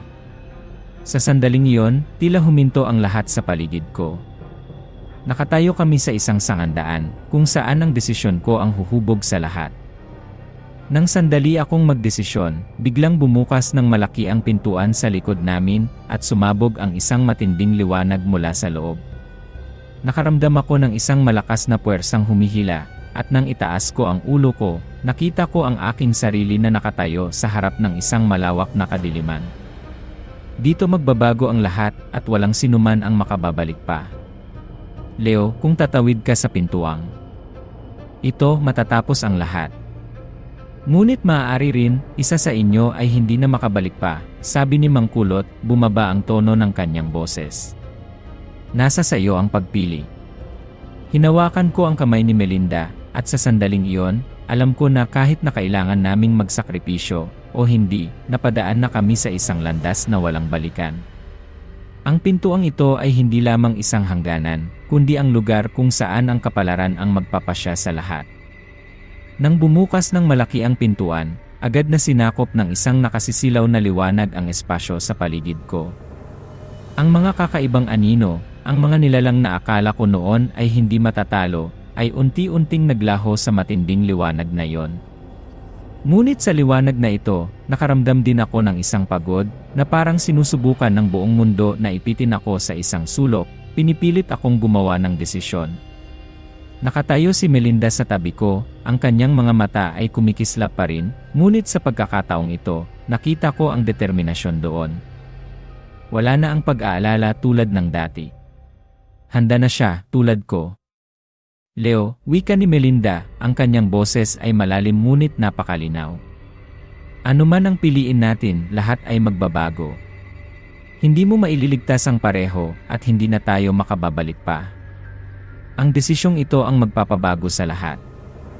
Naramdaman ko ang halaga na kailangan naming bayaran. Nahaharap sa isang pagpili na walang balikan, hindi maaaring baliwalain. Mabilis na tumibok ang puso ko, ngunit hindi na ako nakaramdam ng takot. Nakaramdam lamang ako ng isang malalim na kalungkutan, isang pagod na parang napakarami na ang pinasan ko. Hindi inalis ni Mang Kulot ang kanyang mga mata sa amin, ang kanyang tingin ay wala na ang pasensya na madalas kong nakikita noon. Nakarating na kayo ng mas malapit kaysa dati. Magtatapos ang kwento ninyo ngayon at ang pintuang ito ay hindi na bubuksan pa para sa iba. Humakbang siya ng isang hakbang patungo sa amin, tumatawa ng mahina na parang nasasaksihan niya ang isang malaking palabas. Isa lamang sa inyo ang lalabas mula rito. Ang isa ay mananatili sa kadilimang ito magpakailanman, magiging bahagi ng sumpa. Parang gumuho ang lahat sa akin. Hindi ko maipaliwanag ang pakiramdam na ito, parang may isang bagay na hindi nakikita na humihigpit sa leeg ko, hindi ako makahinga. Si Melinda, ang kasama ko, ang taong nakasama ko sa buong paglalakbay na ito, ay maaaring siya na ang magsakripisyo. At ako ang makakaligtas. Melinda Nasambit ko, ngunit ang puso ko ay puno ng pagkakasalungatan. Alam mo na hindi natin maaaring makuha ang lahat, tama ba? Hindi ko ito magagawa nang wala ka. Lumingon si Melinda sa akin, ang kanyang mga mata ay puno ng luha ngunit kumikislap pa rin. Lumapit siya sa akin, iniabot niya ang kanyang mga kamay at hinawakan ang kamay ko. Leo, alam ko. Ngunit kung gusto mong palayain ang lahat, hindi ko kayang panoorin kang magdusa ng mag-isa. Ikaw lamang ang makakabasag sa sumpa na ito. At gagawin ko ang lahat para tulungan ka. Naramdaman ko ang sakit sa kanyang mga salita, at naiintindihan ko na matagal na siyang nakapagdesisyon. Alam naming pareho na hindi kami maaaring lumabas ng magkasama, at kung may isang kailangang magsakripisyo, si Melinda yon. Ang pakiramdam ko ay lalong nagiging malabo, na parang hindi ko na nakikita ng malinaw ang lahat. Humakbang ako pasulong, hawak pa rin ng mahigpit ang kamay ni Melinda, ngunit alam ko na kung ano ang kailangan kong gawin para matapos ang paglalakbay na ito. Ang lahat ng ginawa ko, lahat ng ipinaglaban ko, ngayon ay nakasalalay sa aming sakripisyo. Melinda, hayaan mo akong gawin ito, sabi ko, nanginig ang boses ko. Kung hindi ko ito gagawin, hindi matatapos ang sumpa na ito. Hindi nagsalita si Melinda, ngunit nakikita ko sa kanyang mga mata ang isang walang hanggang kalungkutan. Napakalayo na ng narating mo, Leo. Naniniwala ako na magagawa mo ito. Isang sandali ng katahimikan ang bumalot sa amin, at pagkatapos, na parang handa na, lumingon ako kay Mang Kulot, hinarap siya sa huling pagkakataon. Ang pakiramdam ko sa sandaling ito ay determinasyon, hindi takot, hindi kawalan ng katiyakan. Handa na akong basagin ang sumpa, kahit ano pa ang kapalit. Tinitigan ako ni Mang Kulot, ang kanyang mga mata ay puno ng hamon. Napakagaling, Leo. Naiintindihan mo na. Ngunit kapag nagawa na ang desisyon, hindi na magiging katulad ng dati ang lahat. Nagsimulang magsara ang pintuan sa likod namin, at kaagad, nakaramdam ako ng pagbabago sa hangin. Ang mga kakaibang nilalang na dating nakatayo lamang ay nagsimula ng gumalaw, ngunit hindi sa paraang nakakatakot kundi sa paraang maayos, na parang sumasang-ayon sila sa aming desisyon. Muling kumislap ang mga mata ni Melinda, at nang tignan niya ako sa huling pagkakataon, nakita ko ang kapayapaan sa mga mata niyang iyon. Handa na siya. Nang tuluyang magsara ang pintuan, napagtanto ko na nakapasok na ako sa ibang mundo. Isang lugar na hindi ko maipaliwanag, ngunit naintindihan ko na, sa wakas, nabasag ko na ang sumpa na ito. Nagbago ang lahat sa paligid ko nang tuluyang magsara ang pintuan. Biglang bumigat ang hangin na parang may isang hindi nakikitang kurtina na bumabalot sa paligid, dahilan para hindi ako makahinga. Bawat hakbang na ginagawa ko sa lupa ngayon ay parang naglalakad sa isang manipis na ibabaw. Bawat hakbang ay nagpapatibok ng mas mabilis sa puso ko, na parang papalapit ako ng papalapit sa isang lugar na walang balikan. Si Melinda, ang kasama ko, ang taong nagbahagi ng napakaraming sakit at pag-asa sa buong paglalakbay na ito, ay wala na sa tabi ko.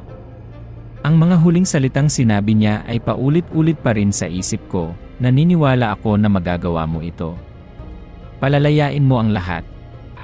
Hindi ako makapaniwala na isinakripisyo niya ang lahat para lamang makalabas ako sa lugar na ito.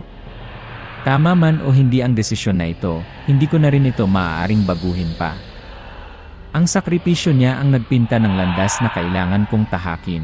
At ngayon ay nakatayo ako sa lugar na ito, mag-isa, humaharap sa mga babala ni Mang Kulot noon. Pakiramdam ko ay unti-unting naglalaho ang lahat sa paligid ko. Ang mga kakaibang nilalang ay tahimik pa rin na gumagalaw sa paligid, ngunit hindi na ako natatakot pa. Mayroong nagbago sa akin. Hindi na ako ang taong ako nang pumasok ako sa pintuang ito. Nakatayo si Mang Kulot sa harap ko, ang kanyang mga mata ay mas matalas kaysa dati. Handa ka na ba, Leo? Ito na ang huling sandali. Haharapin mo ang katotohanan, hindi lamang tungkol sa sumpa kundi tungkol din sa iyong sarili. Tiningnan ko siya, walang sinasabi. Napakalayo na ng narating ko para umatras pa. Handa na ako. Nagsimulang magbago ang pader sa paligid namin. Ang mga kakaibang guhit sa pader ay tila nabuhay, bumaluktot at umikot, na bumubuo ng isang kakaibang imahe na hindi ko lubos na maintindihan. Nakaramdam ako ng isang mahiwagang kapangyarihan na dumadaloy sa espasyong ito, na parang handa na ang mundo na tanggapin ako sa isang bagong bahagi nito. Ngunit ano ang dapat bayaran? Dito mo kailangang palayain ang lahat, Leo, sabi ni Mang Kulot, seryoso ang tono ng kanyang boses. Ngunit may isang bagay na hindi mo pa naiintindihan, simula pa lang. Tiningnan ko siya, may pagdududa sa puso ko. Ano yon? Lumapit sa akin si Mang Kulot, kumikislap ang kanyang mga mata. Ang sumpa na ito ay hindi lamang tungkol sa iyo at kay Melinda. Matagal na itong nagsimula mula sa mga taong nauna. Mga piyon lamang kayo sa isang larong hindi ninyo lubos na maintindihan. Tumigil siya, na parang para hayaan na tumagos sa akin ang mga salitang ito. Kailangan mong harapin ang mga nawawalang piraso. Ang mga nilalang na ito, ang mga kakaibang anino, sila ang resulta ng sumpa na ito. Sila ang magdadala sa iyo sa sagot, ngunit susubukan din nila ang iyong katapangan. Hindi ko na mapigilan pa ang sarili ko, ang galit ay umakyat sa akin. Itinago mo ang lahat. Ikaw ba ang lumikha ng sumpa na ito? Tiningnan ako ni Mang Kulot ng may kapayapaan, na parang hindi siya apektado ng mga salitang sinabi ko. Ako ang may hawak ng susi, Leo. Ngunit hindi ako ang lumikha ng sumpa na ito. Bahagi iyon ng mundo na hindi mo maintindihan kaagad. Ngunit ngayon, kailangan mong pumili. Babasagin mo ba ang sumpa, o mananatili ka rito magpakailanman, tulad ng mga nilalang na ito? Ang mga salita niya ay parang babala, isang katotohanang hindi maaaring itanggi. Hindi na ako makakabalik pa. Hindi ako maaaring manirahan sa kadilimang ito magpakailanman, tulad ng mga nilalang na nakita ko, ang mga taong nakulong sa sumpa na ito. Bigla, umalingaw ang isang malakas na ingay, at mula sa kadiliman, lumabas ang isang anino ng tao. Si Melinda yon, ngunit sa pagkakataong ito, hindi na siya ang kaibigan ko na nakilala ko. Ang kanyang mga mata ay walang laman, wala ng buhay. Parang isa siyang multo, nakatayo sa harap ko, ang kanyang mga mata ay wala ng pag-aalala o determinasyon tulad ng dati. Tinitignan niya lamang ako, walang sinasabi. Melinda Nasabi ko, nakaramdam ng paninikip sa dibdib. Hindi ka maaaring narito. Kailangan mong umalis, kailangan mong lumabas. Nagsakripisyo ka para makapagpatuloy ako. Kailangan kong gawin ito. Hindi nagsalita si Melinda. Ang mga mata lamang niya ang tumitingin sa akin nang walang laman, na parang hindi na siya ang taong nakilala ko noon. Nakatayo siya roon, wala nang pagtutol, tahimik lamang na nagtitiis. Naiintindihan ko na, si Melinda ay bahagi ng sumpa, at ngayon ay nilamon na siya nito, naging isang bahagi na hindi na maililigtas. Nakaramdam ako ng isang hindi nakikitang kapangyarihan na nagsimulang bumalot sa paligid ko. May nagsalita muli, sa pagkakataong ito ay si Melinda. Leo, hindi mo ako maililigtas. Ngunit maaari mong palayain ang lahat. Huwag mo akong iwan dito. Huwag mong hayaan na magpatuloy ang sumpa na ito. Ang mga salita niya ang nagpagising sa akin. Ang kalungkutan ang bumalot sa akin. Alam ko na isinakripisyo niya ang lahat para sa akin, at hindi ko siya maaaring hayaan na magpatuloy na manirahan sa kadilimang ito. Kailangan kong basagin ang sumpa na ito, hindi para sa akin, kundi para sa kanya, para sa lahat ng mga nakulong. Humakbang ako patungo kay Melinda, at sa sandaling iyon, alam ko na kailangan kong gawin ito. Hindi madali ang desisyon na ito, ngunit naiintindihan ko na kung hindi, patuloy na hahantong sa amin ang sumpa, hahantong sa lahat ng kakaibang nilalang na ito. Hindi ako makahinga. Ang pakiramdam na naninikip ay parang may isang mabigat na bagay na nakapatong sa dibdib ko. Nagkakawatak-watak ang lahat sa paligid ko, na parang nakatayo ako sa isang bagyong hindi ko makontrol. Nakatayo si Melinda doon, hindi na tulad ng dati, kundi isang multo. Ang mga salitang sinabi niya ay paulit-ulit pa rin sa isip ko, palalayain mo ang lahat. Huwag mo akong iwan dito. Ngunit paano ko magagawa iyon kung hindi ko rin alam kung ano ang dapat kong gawin? Hindi na siya ang Melinda na nakilala ko noon. Naging bahagi na siya ng sumpa, isang kakaibang nilalang, walang laman at wala ng buhay. Nakatayo si Mangkulot sa tabi, ang kanyang mga mata ay parang isang matalim na kutsilyo, hindi umaalis sa akin. Alam niya na nakatayo ako sa harap ng huling pagpipilian. Napakalayo na ng narating mo, Leo, sabi niya, tuyot ngunit puno ng kapangyarihan ang kanyang boses. Ngayon, kailangan mong harapin ang halaga ng desisyon na ito. Ang sumpa na ito ay babasagin lamang kung magbibigay ka ng halaga na nararapat. Tiningnan ko si Melinda, ang kanyang mga mata ay wala ng pagtutol, katahimikan lamang. Alam ko na isinakripisyo niya ang sarili niya para sa akin, ngunit kaya ko bang ipagpatuloy ang landas na ito nang hindi nakakaramdam ng pagkakawatak-watak? Hindi maaaring tanggihan, hindi na maaaring bumalik. At walang oras para magsisi. Melinda, bulong ko, na parang naririnig niya ako, kahit na bahagi lamang ng kanyang kaluluwa. Hindi kita maaaring iwan dito. Anong kailangan kong gawin para palayain ang lahat? Hindi sumagot si Melinda, ngunit nakikita ko ng malinaw ang sakit sa kanyang mga mata. Hindi niya masabi, ngunit alam ko na tinanggap na niya ang kanyang kapalaran. Ang halagang kailangang bayaran ay ang sakripisyo, at ako, mag-isa, ang kailangang humarap dito. Muling sinakop ako ng malamig na pakiramdam. Lumingon ako sa pintuan na nagsara sa likod namin, isang pintuan na hindi na maaaring buksan pa ngayon.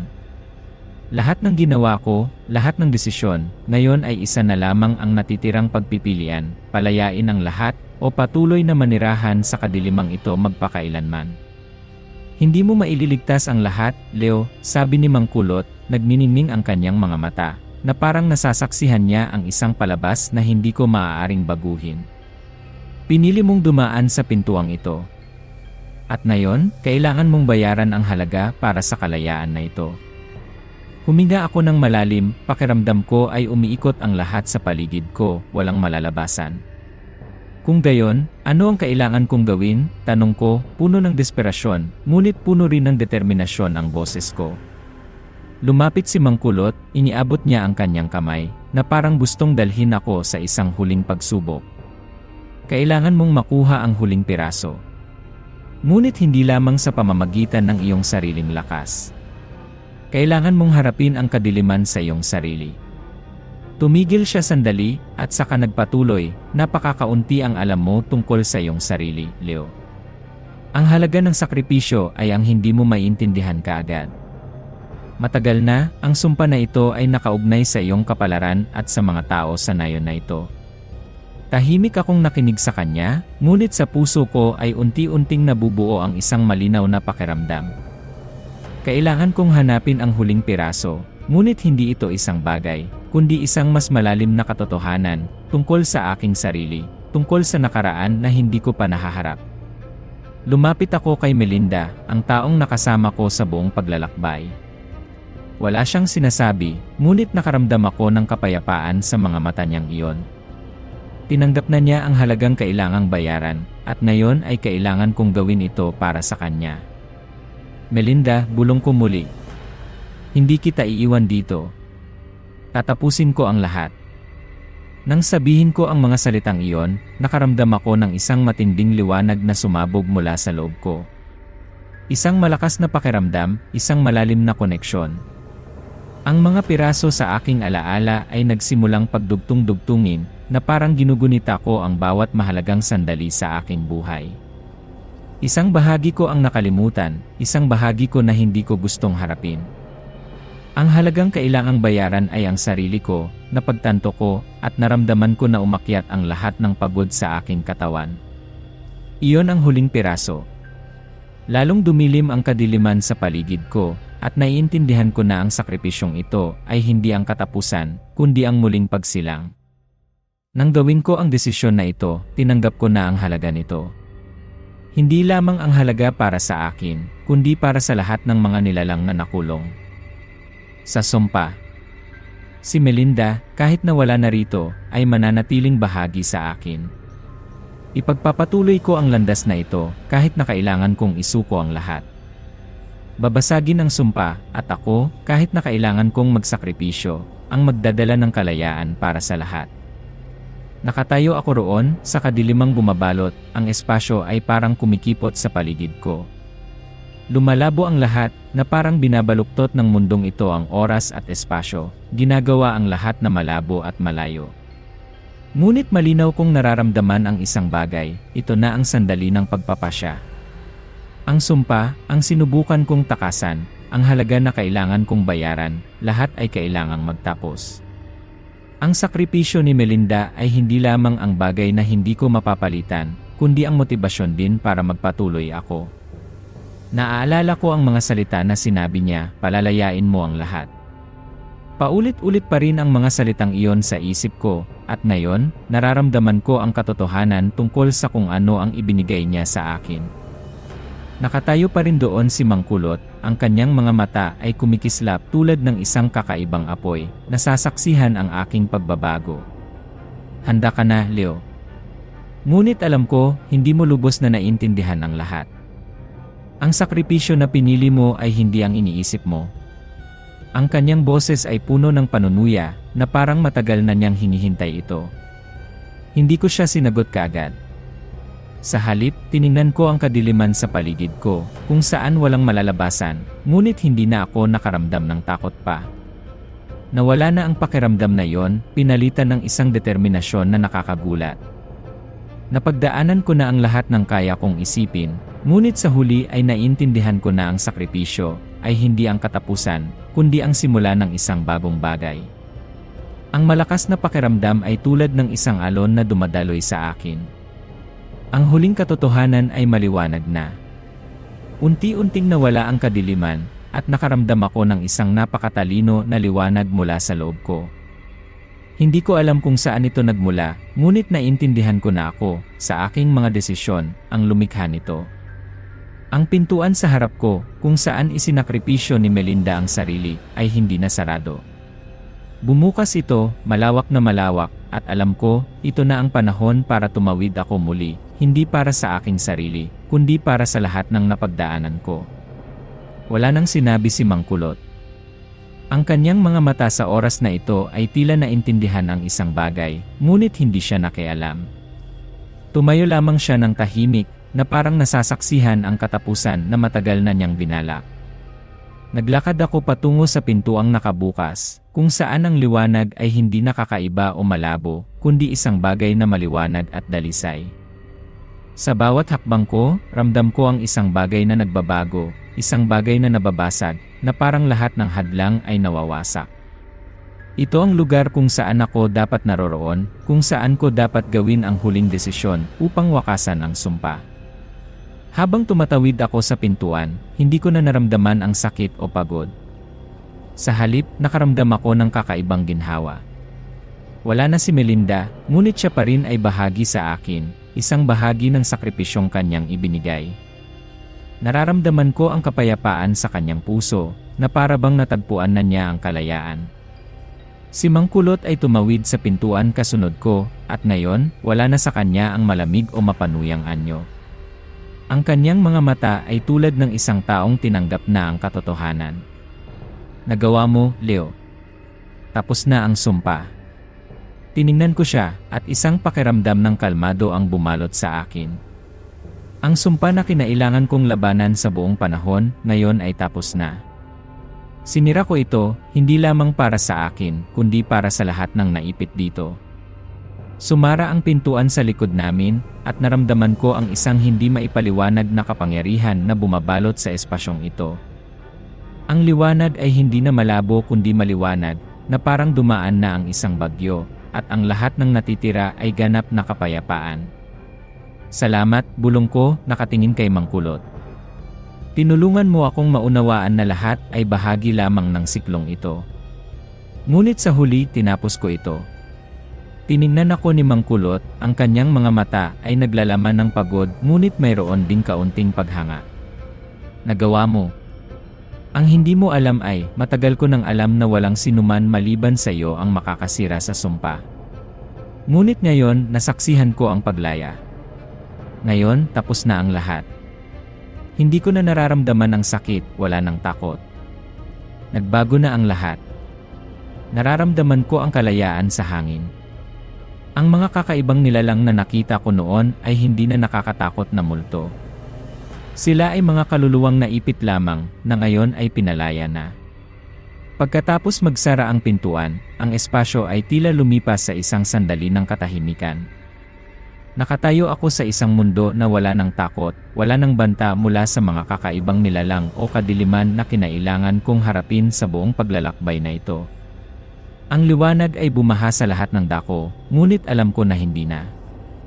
Ako makakabalik, hindi na makakapasok sa dating mundo. Wala na si Melinda, ngunit ang kanyang iniwan sa akin, ang mga sakripisyo at pananalig sa paglaya, ay nabubuhay pa rin sa aking puso. Binigyan niya ako ng lakas upang magpatuloy, upang lampasan ang lahat. At ngayon, nakatayo ako dito, nag-iisa, ngunit wala nang pakiramdam ng pag-iisa. Natapos ko na ang aking paglalakbay. Nasira na ang sumpa. Nakatayo si Mang Kulot sa tabi ko, ang kanyang mga mata ay wala nang mahigpit o malamig na anyo tulad ng dati. Sa halip, mayroong isang malalim na pangunawa sa mga mata na yon, na para bang sa wakas ay napagtanto niya na hindi lamang ako isang piyesa sa kanyang laro, kundi ang tanging taong makakapagpabago sa lahat. Leo, nagawa mo ang isang bagay na walang sinuman ang nakaisip, sabi ni Mang Kulot, ang kanyang boses ay kalmado, wala nang anumang hamon. Ang sumpa na ito ay hindi isang bagay na kayang unawain ng tao, ngunit sinira mo ito. Babaguhin nito ang lahat. Wala akong sinabi, tumingin lamang ako sa hinaharap. Isang pakiramdam ng ginhawa, na parang isang mabigat na bloke ang inalis sa aking mga balikat. Ngunit sa kaibuturan ng aking puso, alam ko na kahit natapos na ang sumpa, ang aking paglalakbay ay hindi lamang upang sirain ang isang sumpa. Kailangan ko ring maunawaan kung ano ang humantong sa akin dito. Ang mga lihim na hindi ko maaaring baliwalain. Tila nauunawaan ni Mang Kulot ang aking iniisip at nagpatuloy siya sa pagsasalita. Gusto mong malaman ang katotohanan, hindi ba? Tungkol sa kalikasan ng sumpa at kung bakit nangyari ang lahat ng ito. Ngunit dapat mong maunawaan ang isang bagay, ang katotohanan ay maaaring sumakit sa iyo. Ang presyong kailangan mong bayaran ay hindi lamang ang sakripisyo ni Melinda, kundi pati na rin ang pangunawa na dapat mong pasanin. Sinasabi mong kailangan kong harapin ang katotohanan tungkol sa aking sarili, hindi ba? Tanong ko, ang boses ay wala ng pag-aalinlangan. Kung gayon, handa na ako. Tumango si Mang Kulot na para bang matagal nang hinihintay ang sagot na ito. Tama. Panahon na para maunawaan mo ang tungkol sa iyong nagawa. Hindi ka lamang ang taong sumira sa sumpa. Ikaw ang taong muling gumawa sa mundong ito mula sa mga piraso nito. Unti-unting nawala ang kadiliman at ang espasyo sa harap ko ay nabuksan sa isang kakaibang paraan. Hindi ko ito maipaliwanag, ngunit nararamdaman ko na ang lugar na ito ay hindi bahagi ng mundo na alam ko. Lahat ay bago, ngunit pamilyar. Ang kulay at liwanag ay hindi na malabo, kundi isang bagay na ganap na naiba, na para bang nakapasok ako sa isang espasyo sa pagitan ng dalawang mundo, kung saan nagsisimula muli ang lahat ng buhay. Ito ang katotohanang dapat mong harapin, Leo, sabi ni Mang Kulot. Ang kanyang boses ay seryoso, ngunit mayroon ding kaunting pagtataka. Ikaw ang taong nagtapos sa siklong ito, ngunit hindi ang tanging taong naapektuhan. Ang kwento mo ay mapupunta sa kasaysayan, ngunit hindi sa paraang inaasahan mo. Tiningnan ko siya, walang sinabi. Hindi ko lubos na maunawaan ang kahulugan ng kanyang mga salita, ngunit nararamdaman ko ang isang malinaw na pagbabago sa espasyo sa paligid. Isang malaking pintuan ang bumukas, at alam ko na iyon ang daan patungo sa huling katotohanan. Sa pagpasok sa pintuan, nakita ko ang aking sarili na nakatayo sa harap ng isang invisible wall. Ngunit ang pader na ito ay hindi pisikal, ito ay isang bagay na mas malalim.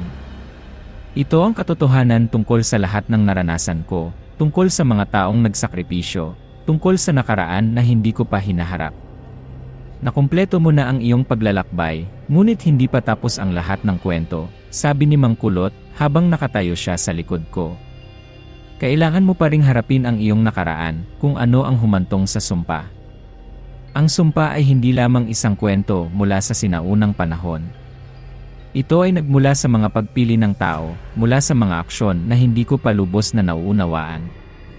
Upang ganap na wakasan, kailangan kong harapin ang mga taong gumawa ng sumpa at ang kanilang mga aksyon. Bagaman hindi sinasabi, nararamdaman ko ang pag-aayos mula sa matagal na panahon. Hindi ako ang tanging taong naugnay sa sumpa. Ang mga tao sa paligid ko, kahit na ang mga nilalang, ay bahagi rin ng siklong iyon. Si Melinda na nagsakripisyo ay ang mahalagang piyesa na hindi ko maaaring baliwalain.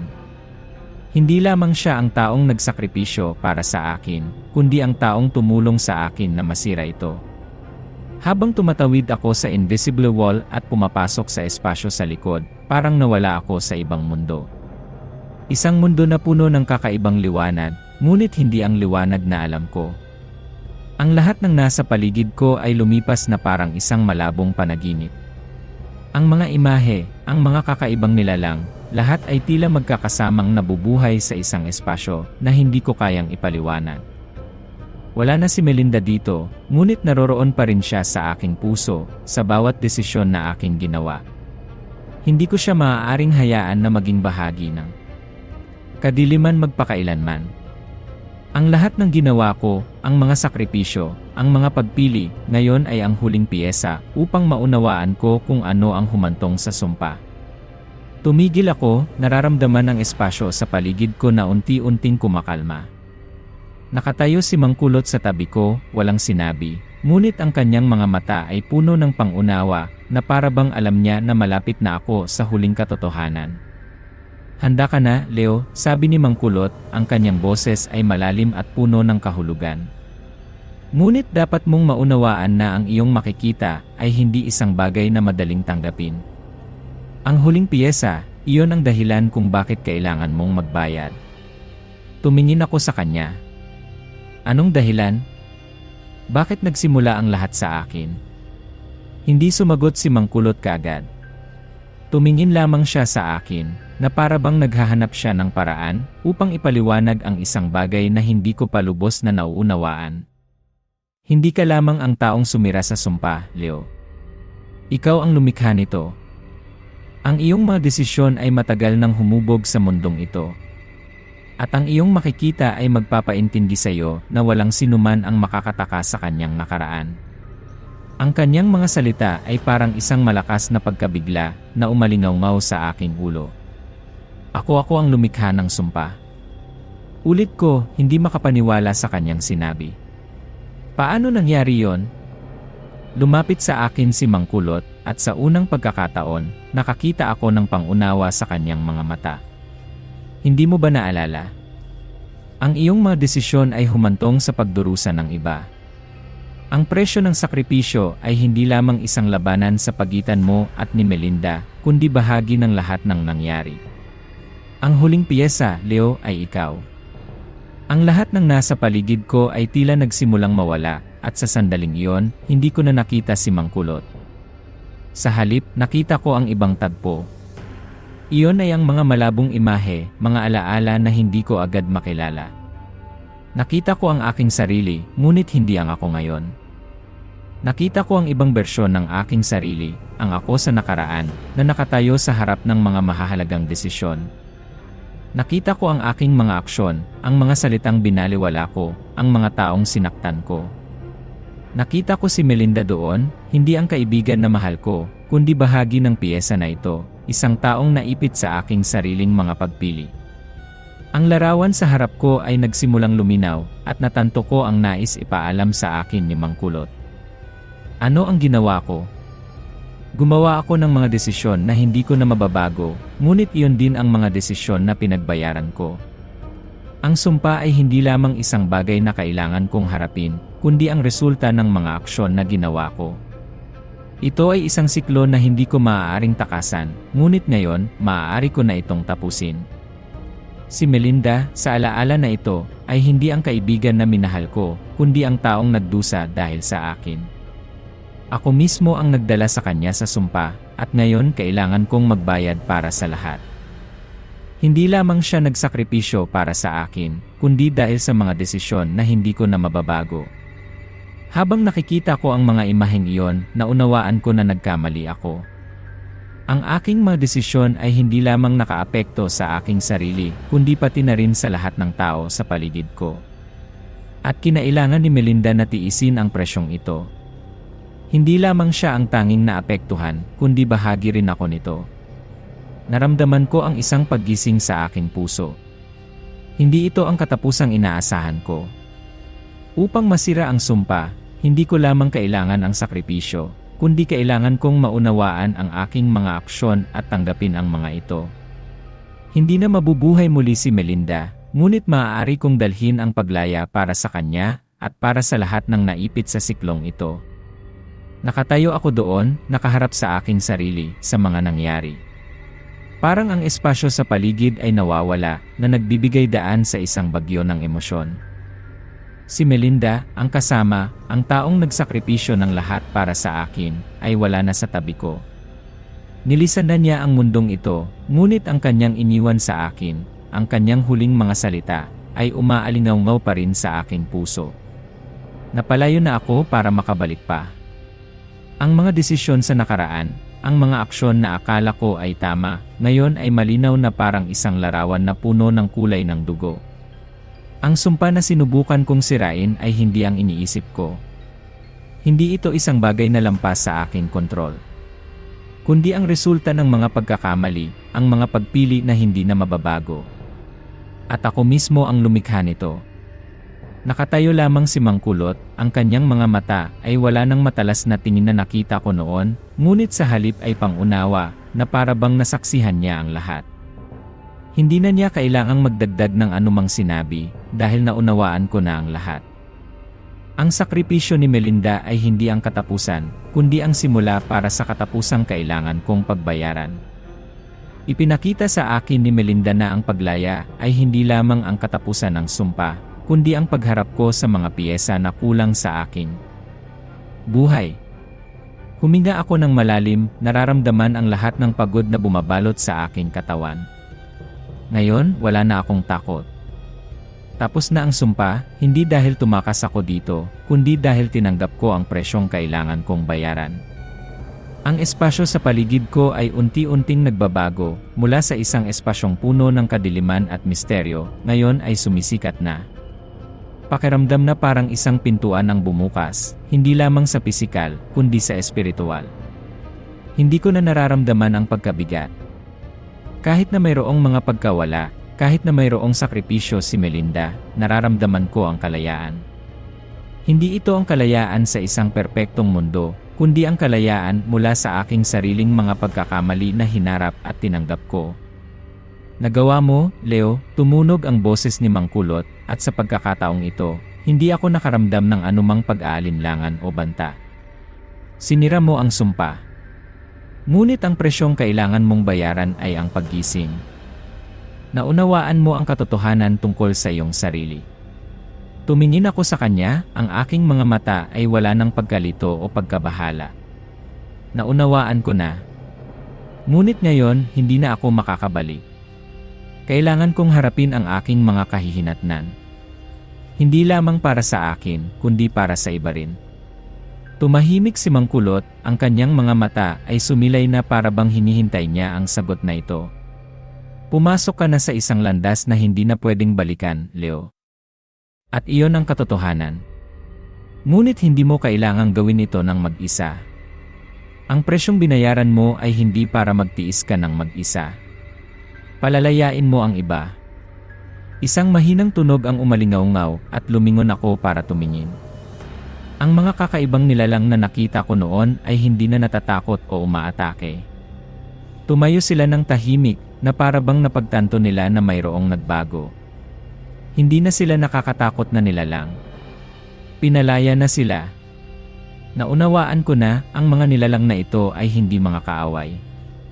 Sila ay mga kaluluwang naipit sa sumpa, mga nilalang na nabigkis ng mga maling desisyon ng tao. At ngayon, pinalaya na sila. Tiningnan ko si Mang Kulot sa huling pagkakataon, at sa pagkakataong ito, walang pag-aalinlangan o banta. Nararamdaman ko ang kapayapaan sa aking puso, kahit natapos na ang sumpa. Pinalaya ko na ang lahat. At ako mismo, sa aking mga aksyon, ang tumapos sa siklong ito. Lumingon akong muli, lumabas sa kakaibang espasyo, iniwan ang kadiliman at ang mga nilalang na pinalaya na. Hindi ko alam kung ano ang naghihintay sa akin sa hinaharap, ngunit alam ko ang isang bagay, ginawa ko ang kailangan kong gawin. Hindi lamang para sa akin, kundi para sa lahat ng naipit sa sumpa. Nakatayo ako doon, sa harap ng pintuang nakabukas, sa isang espasyong hindi ko kayang pangalanan. Ang lahat ng naranasan ko, ang mga sakripisyo, ang mga pagkawala, ay humantong sa akin sa sandaling ito. Tapos na ang sumpa, ngunit ang paglaya ay hindi lamang nagmula sa sakripisyo ni Melinda, kundi sa aking sarili rin, sa pagharap ko sa aking sarili at sa aking nakaraan. Nawala na ang kadiliman, sa halip ay mayroong mahinang liwanag, na parang isang bagong bukang liwayway. Hindi na si Mang Kulot ang may hawak ng kapangyarihan sa mundong ito. Tumayo siya ng tahimik, wala nang mahigpit o nagbabantang ekspresyon sa kanyang mga mata. Sa halip, mayroong isang pagagaan, na para bang napalaya na rin siya mula sa isang pasanin. Nagawa mo, tumunog ang boses ni Mang Kulot, wala nang pang-insulto o hamon na tulad ng dati. Tapos na ang sumpa, ngunit mayroong isang bagay na hindi mo pa napagtanto. Lumingon ako para tumingin sa kanya, ang aking mga mata ay wala nang pag-aalinlangan o takot. Anong mayroon pa? Tanong ko, nararamdaman na wala nang pasanin sa aking puso, ngunit mayroon pa ring kakaibang kawalan. Ngumiti ng mahina si Mang Kulot, ang kanyang mga mata ay lumiwanag na para bang nauunawaan niya ang isang bagay na hindi ko pa kayang maunawaan. Hindi mo lamang pinalaya ang iyong sarili, kundi pinalaya mo rin ang lahat ng kaluluwang naipit. Naunawaan mo na ang sumpa ay hindi isang bagay na madaling sirain. Ito ay nakaugat sa lahat sa mga desisyon sa nakaraan. At ngayon, ito ay tapos na. Naramdaman ko ang isang kakaibang bagay. Si Melinda, kahit na wala na dito, ngunit binigyan niya ako ng lakas. Ang kanyang iniwan sa akin, ang kanyang huling mga salita, ay tumulong sa akin na lampasan ang lahat. Ngunit ang kanyang sakripisyo ay hindi lamang isang pagkawala. Iyon ang paraan upang mapagtanto ko, hindi lamang ako, kundi lahat ng naipit sa sumpa ay maaaring makahanap ng paglaya. Bumukas ang pintuan at lumabas ako, lumipat sa ibang mundo, isang mundong hindi na pinamumunuan ng mga sumpa o takot. Ang mga kakaibang nilalang na nakita ko noon ay hindi na umiiral. Hindi sila nakakatakot na multo, kundi mga kaluluwang pinalaya na. Lumabas ako sa madilim na mundo, hindi na nararamdaman ang pagkabigat o pagkalito. Tinapos ko na ang siklong ito, hindi lamang sa pamamagitan ng sakripisyo, kundi sa pamamagitan din ng pagtanggap sa lahat ng desisyon na humantong dito. Pakiramdam na para bang ipinanganak akong muli, ngunit sa pagkakataong ito, hindi na ako ang taong dati ako. Hindi na ako lumingon muli, naglalakad na may pananalig sa isang bagong hinaharap, kung saan wala ng multo ng nakaraan o sumpa na dumidikit. Si Melinda ay palaging magiging mahalagang alaala sa akin. Siya ang taong tumulong sa akin na mapagtanto, hindi lamang ang sakripisyo, kundi ang paggising at pagharap sa presyong kailangan kong bayaran. At nagawa ko na ito.